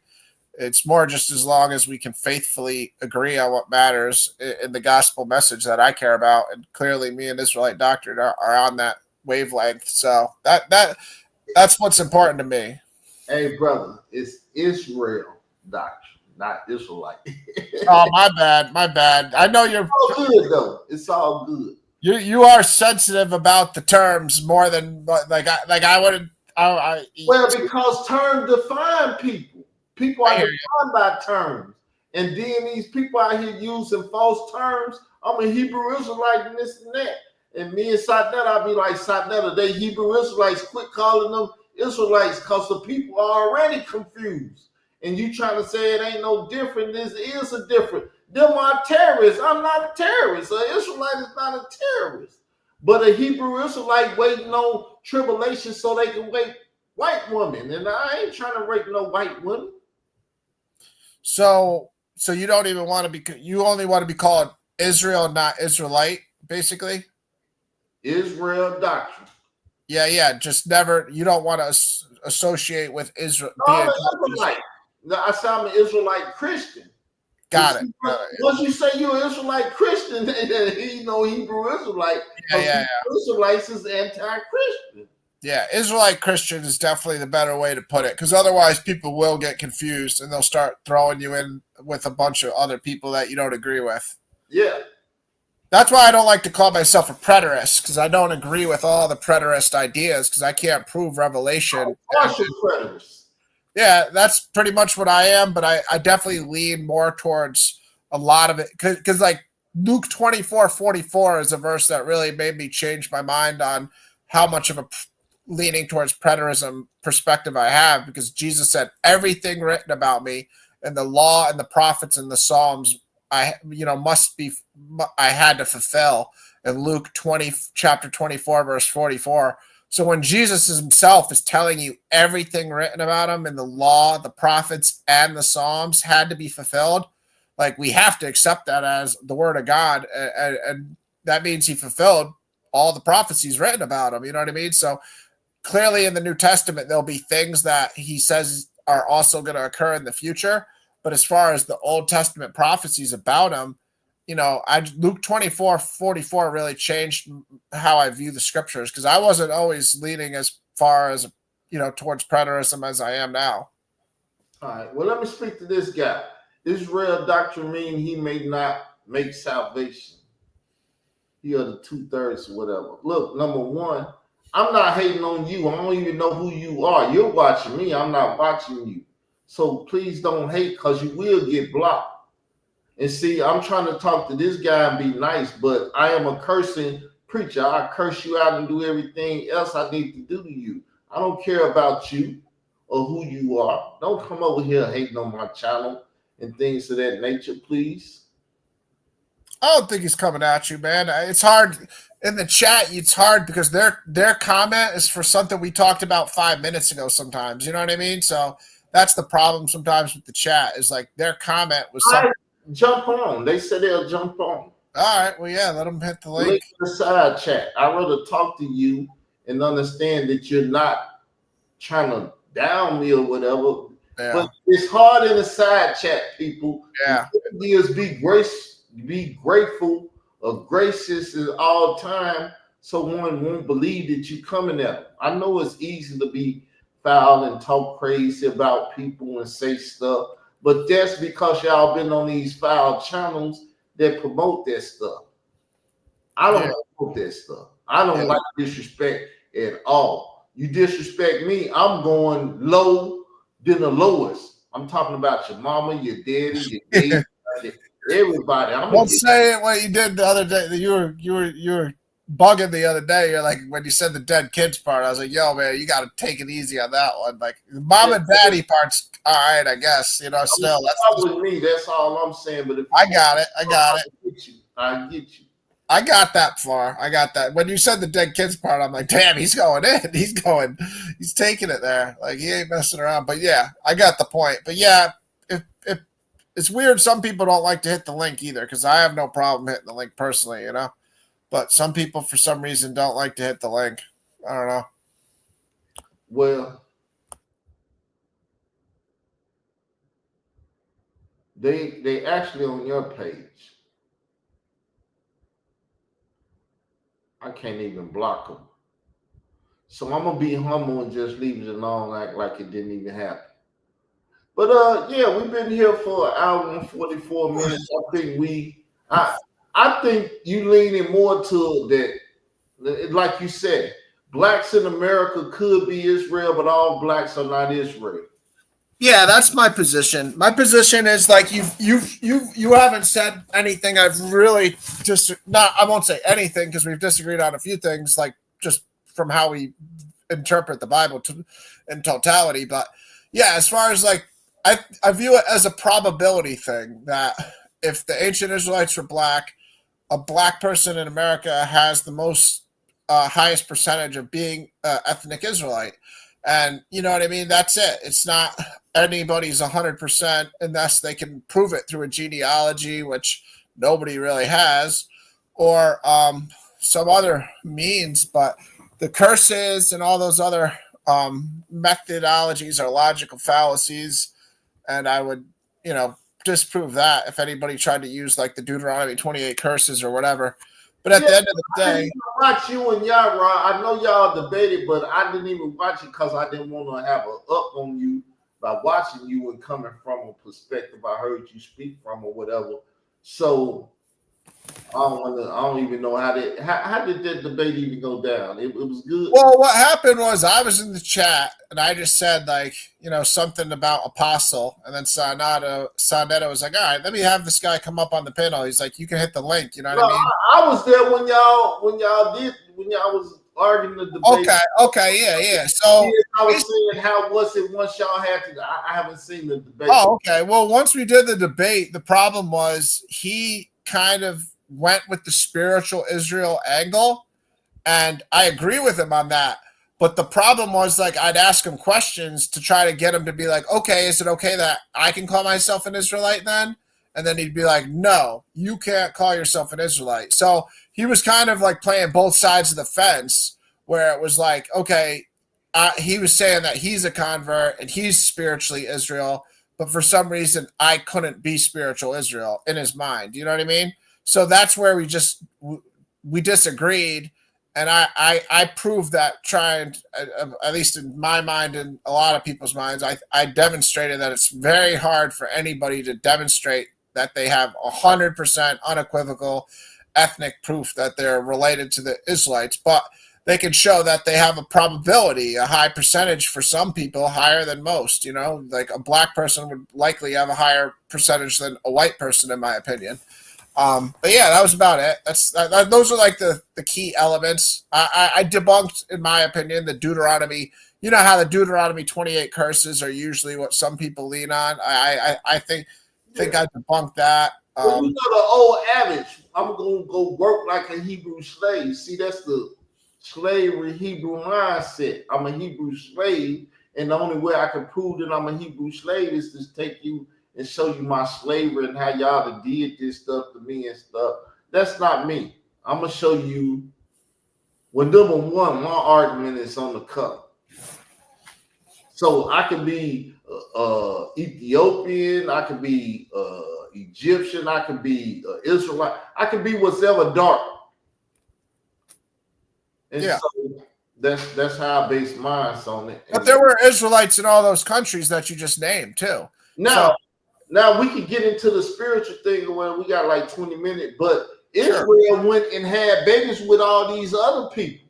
Yeah, that's what I mean. Babies are what they father are. And if I go sleep with a white woman and my baby come out white, that's an Israelite, but it's white. So you can't call a white person not an Israelite. You can't do that. They be hating. Well, that's what I was trying to get across to Yara. I was like, you know, it is possible that I could have had descendants from ancient Israel if they just had marriages with white women over the course of generations. Yeah, a black person from 2,000 years ago, 80 generations ago, could have a white grandchild. I mean, you see it in one generation now. Like Bob Marley's dad's white, then his kid's black, and then you see it the other way around, where like Blake Griffin's. You know, he's not the darkest black guy ever, so he's not the best example, but his kid's like totally white, like looks like me, but Blake Griffin's black, you know? But like, you know, if you watch basketball, like Isaiah Hartenstein, you know who I'm talking about? He's on the Thunder now. He used to play for the Knicks and the Clippers. The center, Isaiah Hartenstein. He looks like a total white guy, but I guess he's got a black dad. So it's like he has a black dad, like, and he looks like me. Isaiah Hartenstein. If You anybody, can't tell nowadays because people are mixing like that. yeah, and that's just like one generation. So imagine 80 generations. So it's just weird that like they judge by appearances, and that's what bothers me too, because God like verbatim says that's something I showed in the debate where it's like God himself. Oh, he said, I don't look at appearance. I'm looking at something else. Y'all know what I'm looking at, but I see this guy because I'm looking at something else. But no, an Israelite could look like anything. If Katazar from ISUPK can sit next to Captain Tazariot and blah, blah, blah, and he looked like Shija Bozir and you calling him an Israelite, why you hating on any man?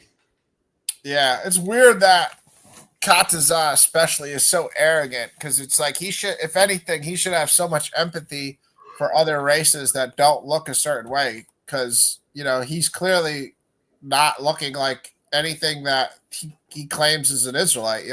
His dad is what makes him an Israelite according to him.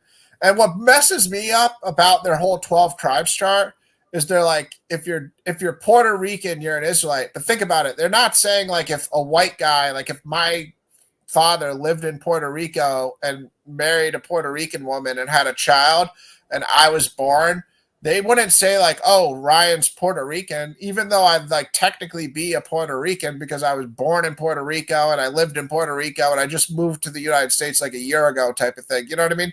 Like that is a Puerto Rican. Genealogy is it can be screwed, it can be messed up, and it can be argued, and that's why the whole black and white thing is here. The chessboard that the Masons, Illuminati, and people be trying to do with.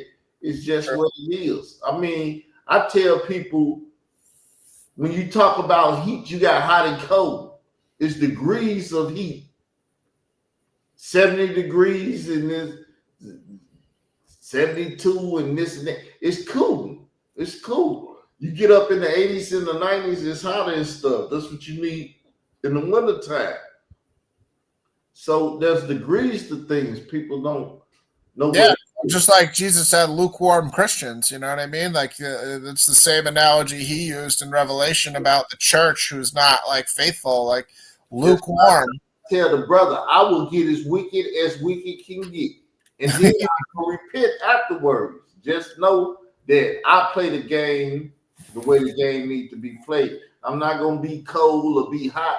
When I'm because I argue with people with the Bible. If they get ignorant, because I'd have been up on the GMS cast in Chicago. They got ignorant. I said, man, I'll put this Bible down and do something to y'all right up here. Right. Yeah. Why you saw them in person? See, I've never seen a camp in person. You've seen them in person? Oh, yeah. I've seen them in Texas, Chicago. I've been to many places and seen them. I couldn't deal with them only in Chicago because they was on 87 and I had family out there and I was traveling on foot, but yeah, I've seen them. Yeah, I've never encountered them in person where they had their little. I don't like it because in person, one can hurt somebody. People can actually put hands on you and stuff. And I'm not for putting hands on people, getting hands put on me. So I would rather not deal with them in person. But what's up, Judah? You want to come on? The link is out there. It's at the top of the thing. Yeah, Moises and Judah's here too. I don't know if Judah's trying to hop in. Yeah, and then I put the link over I know there. you're trying to probably. You just said you wanted to wrap it up soon. I mean, I can go for as long as you want. All good. My thing is, I sleep during the day. Like I said, I'm a stroke victim. I ain't got number time on my hand. Yeah, were you paralyzed at all from your stroke or no? Nah, it didn't mess with my voice. No, I called my sister them and I was like, I think I had a stroke, but I ain't got an ugly face because all I knew was a stroke. You will mess with your mouth and stuff. Yeah, you got lucky. Well, you didn't get lucky to have a stroke, but you got lucky that you were by yourself and you still were able to like get through it. You know what I mean? Like that's a miracle, miracle in a way for sure. I mean, I had obviously, like I said, you can see I can't open my hand still to this day. Like, this is me telling my brain to open my hand. My left hand. If you close it and keep it there too long, it won't open. It's been like this for 12 years. It ain't opening. But yeah, like my whole right side, if you cut my body in half vertically, like that's what's still paralyzed real bad. Like I can walk, but I can't run anymore. What'd you say? On your left side, then. Well, I sit on the couch just to be comfortable, but I can't squirm around. Like, you take for granted the little slight adjustments that you do when your body's normal. Cause yeah, I mean, I can't move around like I used to, but yeah, I mean, it sucks. You got lucky, man. I mean, seriously. One thing I learned is whatever side is messing up, you had a stroke on the opposite side. So my left side is messed up. I had a stroke on the right side. Really? Wow. They had to explain that to me because, like I said, I never knew nothing about a stroke. I just knew that it messed up your face, and I was like, I think I had a stroke, but I ain't got the ugly face. It was like, nah, you didn't have a stroke. What was I gonna say? How did you find out you had? Did you go to like the hospital the next day or something? How did you find out? Actually, I was sitting in the chair at the old house, just like y'all. I was sitting in the chair playing on the computer. Yep. And then my left foot, I thought I might have got frostburn or something because it was like 0 degrees that night. But I had the heat up, and I was like, my feet ain't moving. Then I had to go to the restroom, so I moved the heater and got up. And soon as I stood up, I tried to take a step and failed. And I said, "Oh, I didn't have a stroke." So you did have like some temporary paralysis. Yeah. Because I know that's part of some people. They was telling me I've been had strokes. They were like, "You've been having strokes. This was just major right here." Yeah, it's scary. Some lady in my church group had a stroke last year too, and she was like, calling her family, and because you're somewhat conscious, obviously, like you're saying, but something ain't right too. Like you're just having problems, like doing normal stuff. It messed me up because I was like, if I never got to go up and try to use the restroom, I'd just sit there. And me thinking, I'd have just popped up and everything would have been straight. But obviously, I had a stroke. My left side was already affected. Yeah, see, like I'll show you my right arm is fucked up. Like just like my right hand is fucked up. Like this is my right arm. Like I can't, it's just permanently fucked up like this. Like I can move it a little, but this is my normal good side now. You know what I mean? Working on it. Was she doing therapy? Yeah. This is me. I try to work out, but see, like I got full range back with my left, so my left side still feels a little funny, like it's heavier and slower than it used to be. But I got full range back. But like this is my right side, and this is like me trying to throw a punt. Like see how you could see it. I don't really have to explain it. You can see it. As I move, I got this ball. Yeah. I'll be working with it so it won't freeze up like yours, because if you don't work it, you will lose it.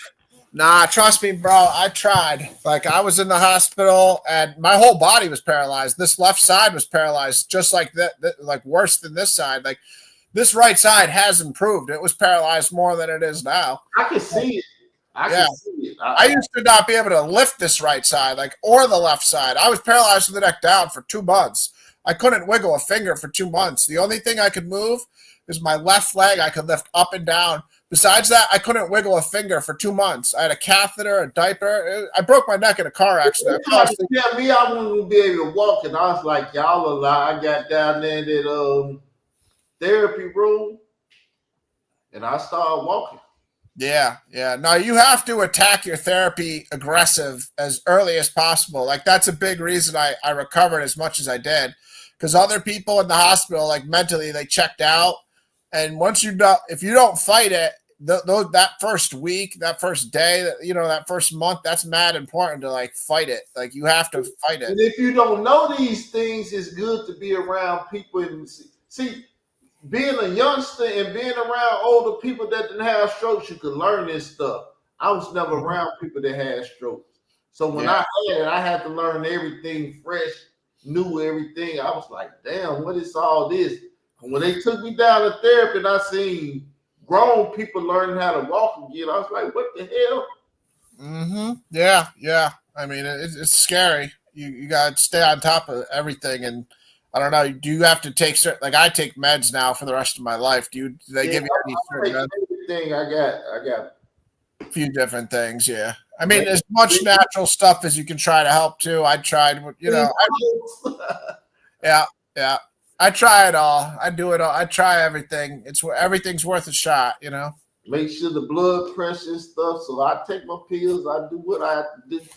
Swimming, honestly, I didn't. I didn't go to the gym for years. I mean, I did a little bit at my house, but not like the gym because I was just not thinking right. I didn't have enough pain meds either. There's a whole bunch of reasons, but yeah, swimming's good if you got a pool near you, especially like the Y has pools. But if you have an outdoor pool in the summertime, like that's really good. Not just exercise, but it's like good for us because we don't have to worry about falling down and twisting and turning the wrong way. Yeah.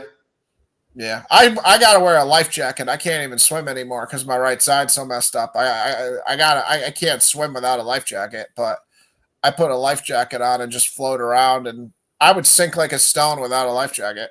Yeah. I'm a lot better than you. I should be back by the end of the year. I got little pulleys and stuff that when I sit around, I pull and I do stuff. But yeah, man, a stroke ain't no joke. When I had it, I was like, I had a light stroke. The next day, the whole goddamn body went. It wouldn't work. I said, ain't no light about this. Woo. Yeah, no, Judah, we're all equal, man. Anybody that's had a death scare at all, we're all equal. You know, anything that can take you out of here can take you out of here. So it don't matter if you. I couldn't sleep for a while. I didn't feel right going to sleep at night. It's like, damn, will I wake up from a sleep? Yeah, nah, Judah, it's been 12 years, man. Trust me, I wish. Like, I go to the gym now. I was slacking on my gym shit, but now I've been going to the gym the last like 7 months, and it definitely helps. And I'm not going to ever not go to the gym again because it was stupid. Because I thought I could work out at my house. You know what I mean? Like, and I did work out at my house a little, but it's nothing like having a gym membership. When you got the gym membership, you can do so many more things. You can work your legs out. You can do everything. So yeah, I mean, I can improve my right side, but it's never gonna. It's been 12 years, so I'm not holding my breath, hoping that. I mean, I love it. I would love if it occurred, but I'm not holding my breath, expecting to ever have full range back again. Yeah, well, see, I would see you on the couch and I would ask questions, but I didn't know that you had a stroke and you was like that. No, I broke my neck. I broke my neck. Oh, you broke your neck. Yeah. That, like I said, it was a car accident. This Moises guy keeps asking for the link. Do you want me to try to put it on my channel? Brother, listen, brother. Go to Israel Doctrine. You will come to my channel. Go to the top of the thing and you can get in. I even put the link over there. Let me try to over there down. Or you can put it even up at the top because I didn't put it over there. Yeah, I don't know how to do it. If I try to do it, I can't figure out how to do it on my channel. Go to your channel. Yeah, I don't. I'd have to. I don't think I could do it. I think you got to do it. But you already put the link in, so I don't know why he's having trouble hitting it. I don't know either. Yeah. It pop up, maybe you won't. Who knows? I think you put the links in the chat, Moises. I don't know. You got to just maybe got to restart your computer or something. Oh, here's another thing down here. Share your referral link. I don't know. This isn't usually what I hit, so this ain't it. That ain't it. That's not it. That's like that's not it. That's to like join StreamYard and like pay for monthly things. Yeah, what plan do you do? I used to pay like $20-$25 a month. Which plan? I didn't do enough to get the ban off. yeah. $20-$25 a month. They had a deal for like $10 a month, but then you had to have their StreamYard thing showing every stream, so that was kind of annoying. But yeah, I just wasn't doing enough shows to make it make sense to pay $20 a month because a month or two I paid $20 and I didn't even stream, So I just said, screw it. I'll use the 20 free hours. And then if I start doing more shows, I'll start paying for it again, you know? Yeah, it's all good. StreamYard's good though. I like it. You know, that's pretty much what most people use because Google owns YouTube. Whatever, Google owns YouTube, and StreamYard's like a Google thing, so it's definitely compatible with YouTube. Well, what they did, they took the Google because Google used to have. That's why when you hear me open up, I said, "Welcome to my Israel Doctrine Google channel," because it's a Google thing. But see, once upon a time they used to have it, but they cut out that Google system because it was something illegal going on with it. Yeah, still StreamYard, I like it because I'm comfortable with it because I use it on my channel. So I like when somebody has StreamYard, like Judah's, whatever Judah used the other day. I was like kind of confused with some of that stuff. Like it was easy to figure out, but so it really wasn't that big of a difference. But I've tried Restream. I tried one or two other ones for whatever reason. I mean, some of them I think look better than StreamYard. Like, you know what I mean? They look like more fancy or just better clarity, but I don't know. I don't pay for the most expensive StreamYard either. You know, like I've never tried like the $50, $60 one or whatever. I'm sure that's a little nicer, but this does the job, you know. To the guy, I put it in the apologetic 747. See, I hit it. I went to his channel. Oh, you just put it in my channel too? And I put it over here so you can get in it. Here it goes. It's finna go up right now. Yeah, I seen you put it in the comments. I see it on your channel here too. I don't know why he's having. Maybe he's watching from my channel, and then because he's on my channel, that's why. I have no idea. That's I have no idea. But yeah, you put it in my chat now. Yeah, I put it in his chat. But yeah, he keep talking, but he ain't coming up. Because if he come up, what I'm gonna do is I'm gonna put this up because I don't trust nobody. You won't be putting no dick. You put Machiavelli up, the Prince. Israel Doctrine been plotting since '96. That's Machiavelli, right? I know who it is. Yes, that's who it is. I read that book in high school, man. I love that book, The Prince. Niccolo Machiavelli. Yeah. See, we're on the same wavelength because I knew who that was right away. I read that book in high school because Tupac put me on. And I don't know if Tupac put you onto him too, but Tupac put a lot of people onto him. Oh boy, here you called his name like Candyman, Israel Doctrine. So here he is. No, my bad. I wasn't disrespecting, just adding on to the chat, but I couldn't get into the live stream because yours was set up differently than his. So I was able to enter his, but not yours. So. Yeah, I figured you weren't doing anything. My bad. Go ahead, Israel. Sorry, my bad. It's all good. Nice to have you here, man. Yeah, but I know you got upset, Israel. You got upset because I made a couple comments, but I didn't make nothing towards you in any way.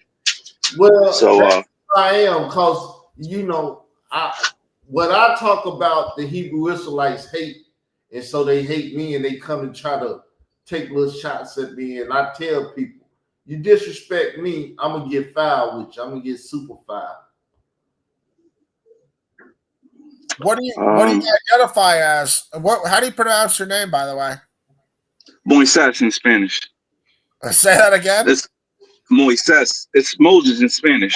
Okay, Moises. I could try that. Yeah, I thought the first time you said it, I was like, "Damn, I got no shot saying that." Moises. Close enough. Not great. Sorry. But you identify as Hebrew Israelite or no? I was. I was taught by them a long time ago. That's good that you said I was. That's a good start. Well, I was. Well, okay. I tell people. One can always say I used to be a Hebrew Israelite. Oh, well, in that sense, well, my foundation still lies there. I learned a lot from them. So I can kind of go into both of you guys where y'all going with all this. Oh, man. But I can add on to my perspective from my point of view, which y'all don't get that dialogue much. No, go ahead. Trust me, me and him have probably heard it 100 times. Go ahead. Well, one, I don't study as like when I used to. I was like over 25 years ago. But as far as like hate and the doctrine itself, why is it that y'all feel y'all should attack that when y'all should just stay firm on your own ideologies? Why is it that y'all feel that that's something that needs to be attacked or corrected in any sense? Well, the only reason I do it is because they ignorant. Paul said, I won't have you ignorant, and I won't have them ignorant, because truly I've been talking and telling and trying to teach them for years, but they hate me. Sinetta hate me and all kind of stuff. So they'll never want to hear me talk. So when I talk on my own channel and stuff, I said I'm a, like Tariq Nasheed, he came with the, a dub or whatever that is, the American Foundational Americans. Oh, FBAs. Yeah, right. I'm a foundational Israelite Black American. See, yeah. Every time I hear, like he said, I hear a term and I undo it to myself. When I hear sound doctrine, I said only sound doctrine is Israel. So I'm Israel doctrine, blah, blah, blah, blah, blah. And I define these things, but people if you go ask a Hebrew Israelite to define what a Hebrew Israelite is, they say, because we speak the language Hebrew and this, that, and that. They don't even know how to define themselves, because whoever came up with it never defined it. You want my answer? Well, that's. Well, I'm sorry. Go ahead, Ryan. No, I'm not trying to interrupt you either. Just to answer you short on why I have an issue with the hate aspect is I think it's slandering God. So if you were slandering your biological father, if somebody was slandering your biological father or just a friend of yours, you would be offended, let alone God himself, right? So that's why I say, I got to say something when you're teaching hate. But yeah, sorry, go ahead. I agree with that too. Yeah, no, I agree. My opinion, when I used to learn it, I felt some type of way, but I did learn enough from them. I don't go about how their methods, because there's history to their methods, whether it be racial tension or they're just pissed off. Like, that's a sense of attacking wickedness. You know what I'm saying? And biblically speaking, you can attack wickedness. Even Jesus got upset. So their methods could be a little bit extreme at times, but not to the extreme. But when you say that they're ignorant is not knowing. They are not knowing, because they know a lot, and it's debatable. Well, they know a lot because they've been indoctrinated in that. So it sounds so sweet. I mean, if you gave a play and didn't stumble, it'll sound sweet, but you gave a play. And that's all they doing is giving the playbook that was given to them. And so when he say, hate the white man, they took that in and they believed it. And when they teach and do this and they get the scriptures and stuff, they can show you how they can hate the white man all day, and you can't even argue with them unless you know better. Well, yeah, and it is debatable on both sides if you do know better. But I understand their methods, and I understand why people get upset. There's something that I learned when I was learning. I couldn't see myself talking to other people like that. But the knowledge that they present is very strong. Their methods can be a little bit extreme and tough. But once you get into a verbal talk, I'm not going to say a debate or challenging, but they'll break it down in a sense for you to learn. When they get too hateful, I'm not with that hateful stuff, because that's, again, spiritually, we could go into when they say, oh, it's the spirit. Ryan, I can understand your point of view, and I can understand your point of view, Israel, where you feel that their methods are too because before attacking. Before it was Hebrew Israelites, there were KKK members. They got no, not necessarily. The difference with the Hebrew Israelites that you will say now are the ones that brought out that black people were Judah. Before these guys brought out anything that black people in the United States were Judah, there was really nobody putting that out there. They were considered Jews or of the Abrahamic faith. But the whole Israelite doctrine comes from them proving who the tribe of Judah was. How did they prove other than that, how did they prove it? Oh, well, we could go into Deuteronomy 28 and other dude, yeah, you know where they prove it. I'm not going to go into it, but based on why, the methods, I'm just explaining the methods. Okay. You would have to debate on the whys. So I've already disproved Deuteronomy 28. No, you didn't. You went into the Assyrian. The Assyrian was still in the region. It wasn't crossed across the other world, so that could be debatable. What does the verse say? Deuteronomy 28 is pretty long, so where you're going at is around 665, right? Yeah, I yeah. got it right in front of me. I'll get it for us because I got. Oh, you're debating, or are we're just? No, it's friendly conversation. Because I'm chilling. You know what I'm saying? I got my Heineken, but we could talk. You know, I'm not trying to be holy. Yeah, I got. I'm not trying to be holy. It ain't fair because I got a whole PowerPoint right in front of me, and you're walking around. I ain't trying to put you on the spot. No, well, go ahead if you want to. We'll see how it goes. Like you said, the debate can't be fulfilled by Assyria. Yet the verse can't be fulfilled by Assyria. But the verse says, "And the Lord will bring you back in ships to Egypt, a journey that I promised that you should never make again. And there you shall offer yourselves for sale to your enemies as male and female slaves, but there'll be no buyer." And then in the book of Hosea, it literally makes it clear in like the entire if you read chapter 7 to 11, it just repeatedly calls Assyria Egypt over and over again. I already got you though. I already got you. I'm gonna break it down right now. Go ahead. You said in the beginning, it said it will never take place again. You want to repeat that? He said, I promised that I would never do it again. Yeah. Again, so did it happen again with the slave, Atlantic slave trade? So it did happen again, according to you, using it as a prophecy. No, you already said it right there. It would never happen again, but it happened in a worse. Situation. You're not thinking when was the Deuteronomy 28:68 was apparently spoken originally by Moses before the Israelites were even in the Promised Land. So they had came out of Egypt and experienced slavery in Egypt. So when they experienced slavery in Assyria, that's the again. Why are you saying that it's again after that? With ships. One quick second, guys. One quick second.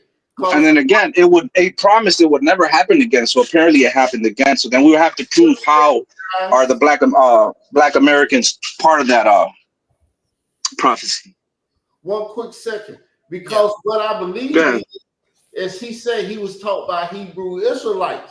So he bring in Hebrew Israelite doctrine. Yeah. Who, me?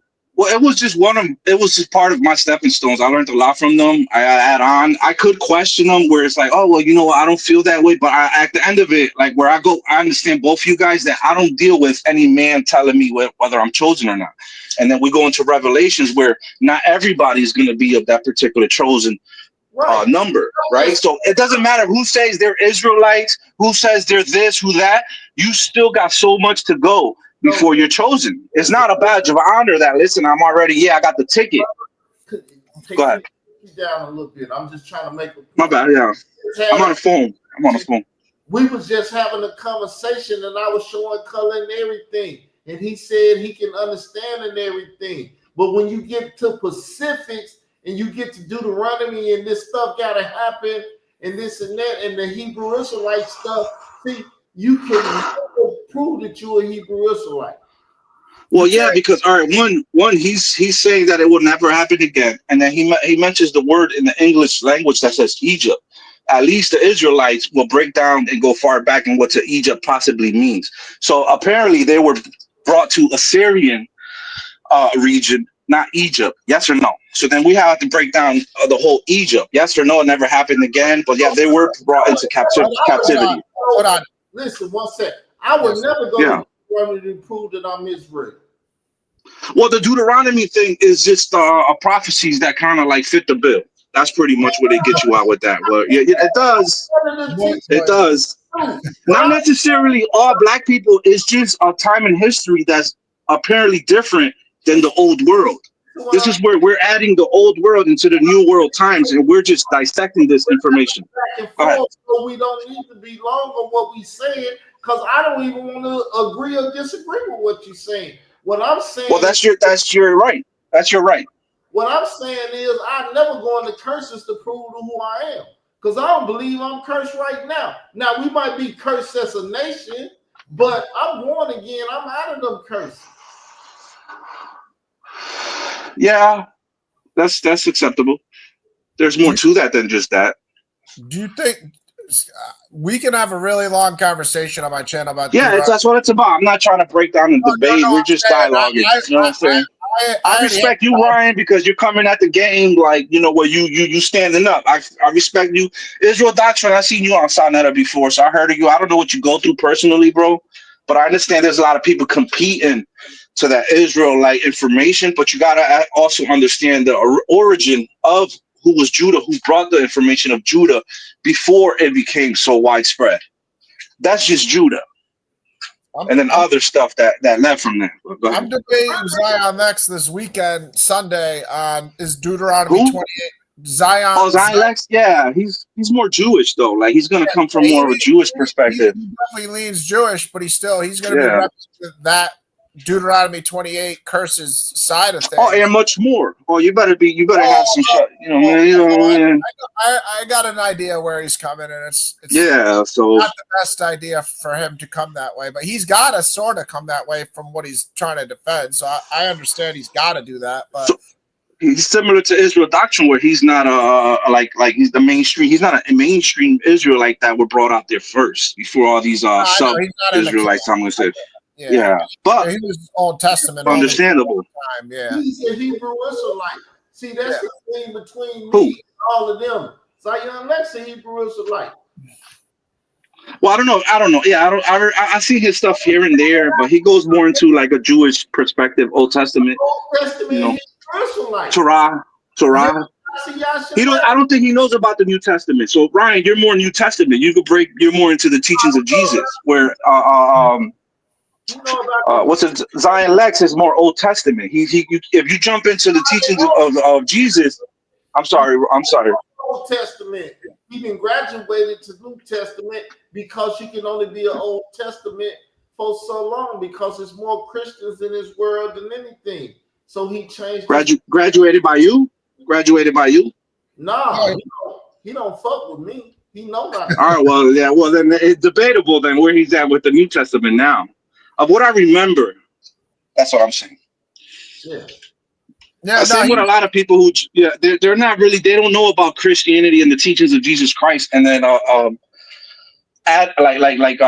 putting them into the Old Testament and as a whole. You know what I'm saying? That's where you find certain people that they can't combine the two. They're either or they're just not as deep that they could keep breaking it down to certain levels. Yeah, but don't you realize that most of the prophecies about Israel are actually prophecies about Jesus, and that Jesus is the fulfillment of the true Israel? That's what I don't understand about the Hebrew Israelite doctrine that tries to make like the covenant fleshly Israelite people where God's true promise is going through. It's clearly the promise is going through Christ, and that's why Christ literally like repeated all the things that the Israelites failed. Like, out of Egypt I called my son. Like, all those events occurred just so like Jesus could walk the walk perfectly. Like Israel Doctrine. You know who is named after? Jesus. Because Jesus' name is Israel. Well, in my opinion, the Jesus was a prophecy of him dying for the sins prior to that, which allowed grace post Jesus Christ. So it's like you're saying you're an Israelite, but if you're not going to walk the walk, what's the point of you saying you're an Israelite if you're still not standing up for what it stands for?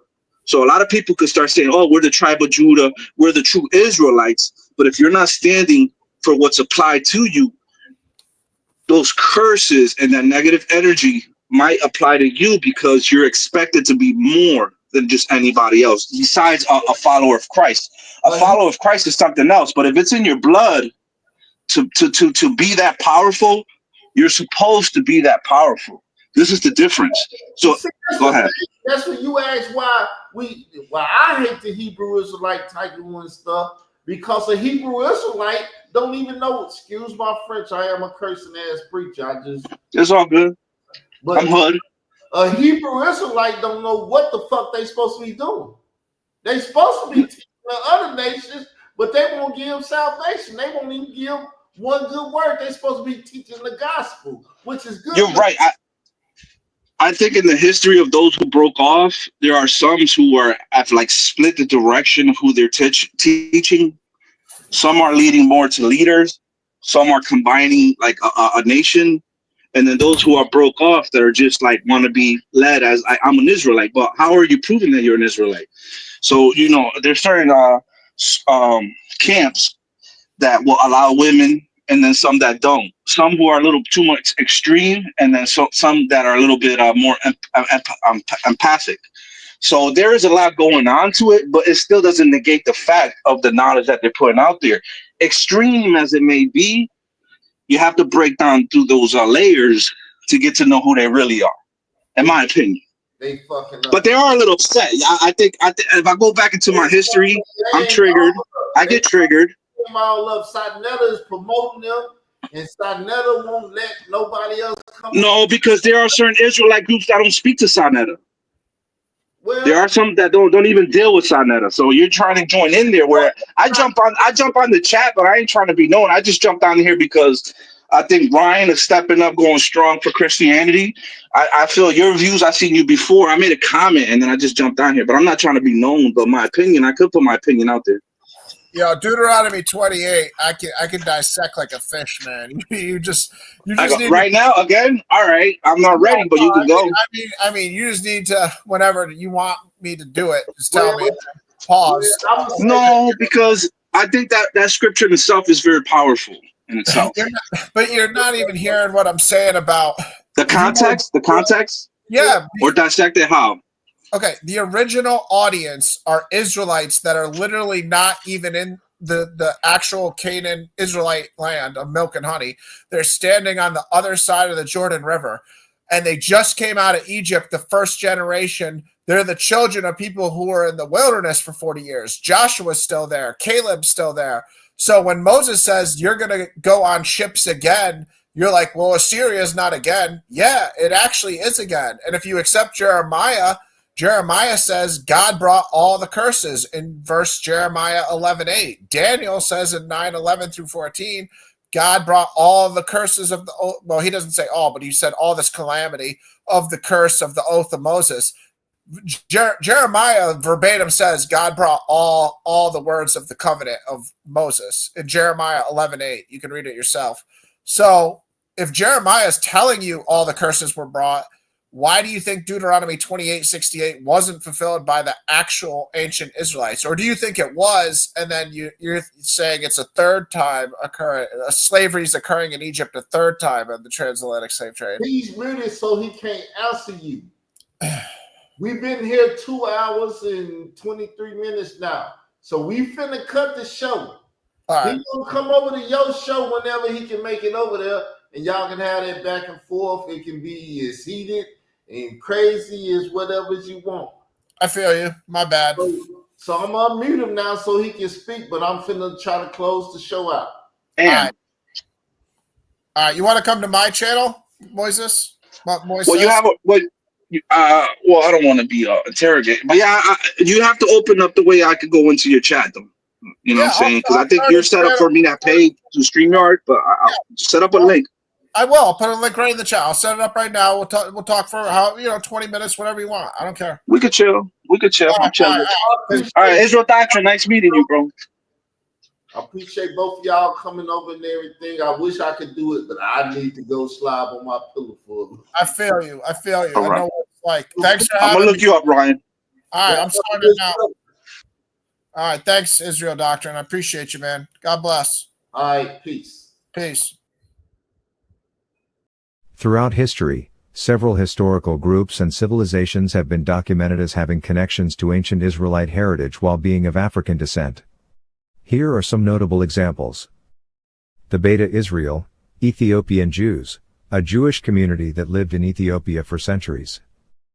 The Lemba people of southern Africa, who maintain traditions and practices similar to Jewish customs.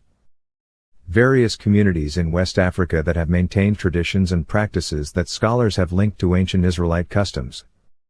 It's important to note that this topic involves complex historical, genetic, and cultural evidence that continues to be studied by scholars and researchers.